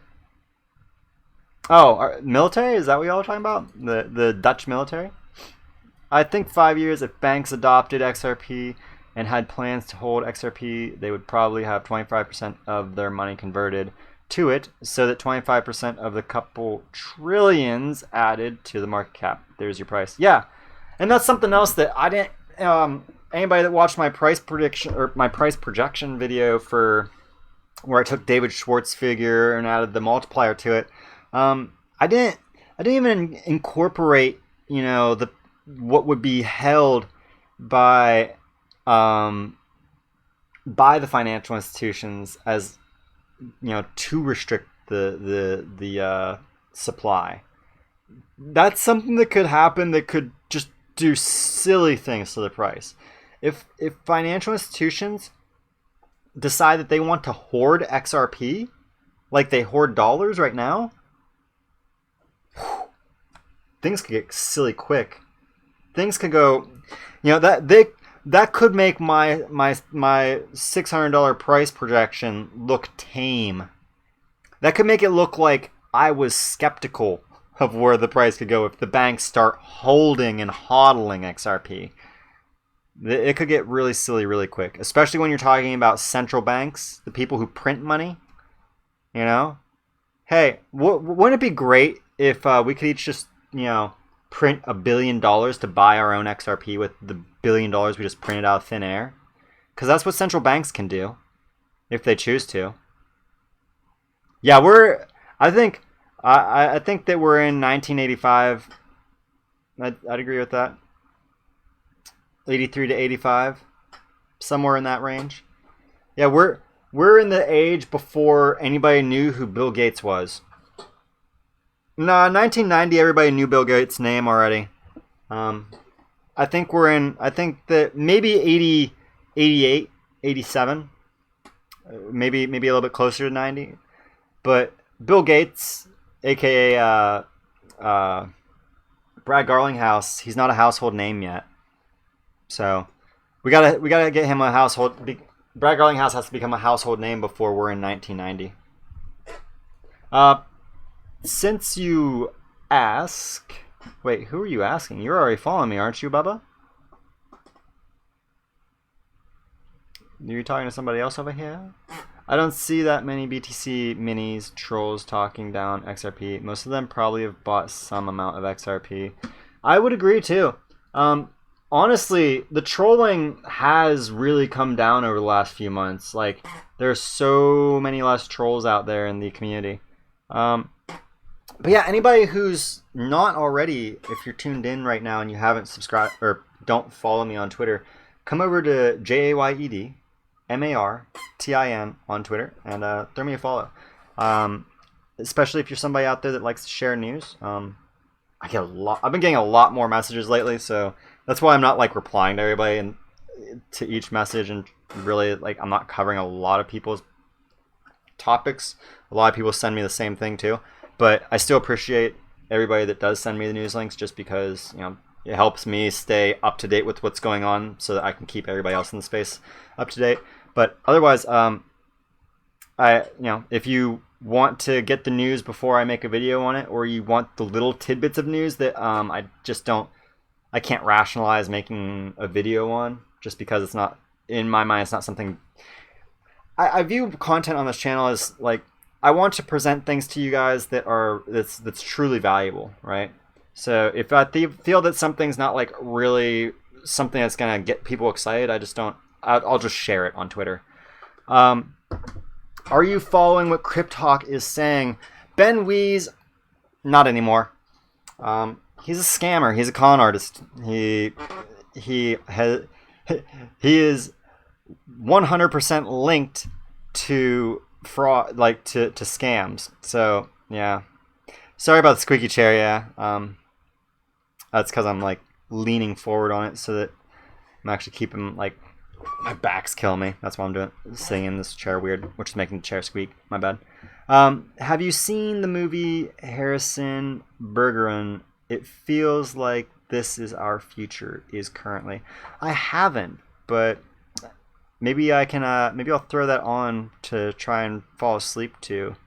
Let's see. If it's interesting, maybe you're gonna screw me and I'm not gonna get to sleep here middle way. But Harrison Bergeron. I'm gonna copy pasta that. Pop it up here, and I'll look into it here. Oh, it's a book. Is it also a movie, or is it just a book? It's a satirical of dystopian science fiction short. Well, I do love me a dystopian sci-fi, so... Ooh, and political fiction, too. Oh, that sounds fun. I'm gonna read that. If there's not a video on it, I'm gonna read that. That's actually, like, something right up my alley. Appreciate the recommendation. Get your ducks in a row. No doubt. No doubt. Get your ducks in a row, ladies and gentlemen, because today might be the last day you get to buy XRP on the cheap. Is that FOMO? I don't know. I'm exhausted. If I had money, I'd be buying XRP right now. So you do you. I'm not a financial advisor, right, guys? I'm just somebody out here who's obsessed with XRP. Probably a bit of a moon boy. Correction, Mars boy. It is on YouTube for free. The quality isn't the best, but it is the full. Is that the audiobook? Oh, it's a movie. Okay. Cool. I'll check that out. I'm gonna pull it up here. I'm gonna call it quits here though, because I'm definitely starting to nod off, and I'm losing my energy, you know. So I do appreciate everybody for tuning in. Thank you all, as always, for your continued support and patronage, and thank you again to oh man, who was it? What, Human Tripod. I don't need to go back up. Thank you if you're still in the chat, Human Tripod, for the donation you gave me earlier. I do appreciate it. Thank you so much. I hope you all have a wonderful afternoon. I'm going to go watch this movie here, if I can find it here on YouTube. And I'm going to go crash out, hopefully get a few hours in. And whenever I wake up, I'll try and get you guys at least one video this evening. Maybe I'll be waking up just to be like, guys, What happened to the price? SPI went live while I was sleeping, and I woke up rich. I don't know how to respond. Hopefully, that would be like the greatest way to wake up, right? But yeah, I appreciate you all tuning in. I hope you all have a great day, great evening, great afternoon, whatever it is, wherever you are. Thank you as always for tuning in. If you are new, please be sure to hit that subscribe and ring that bell, and also hit that like on your way out. As always, I can't wait to see all of y'all in the next video on Mars. See you there. Oh, I didn't even have this up. I wasn't prepared. Okay.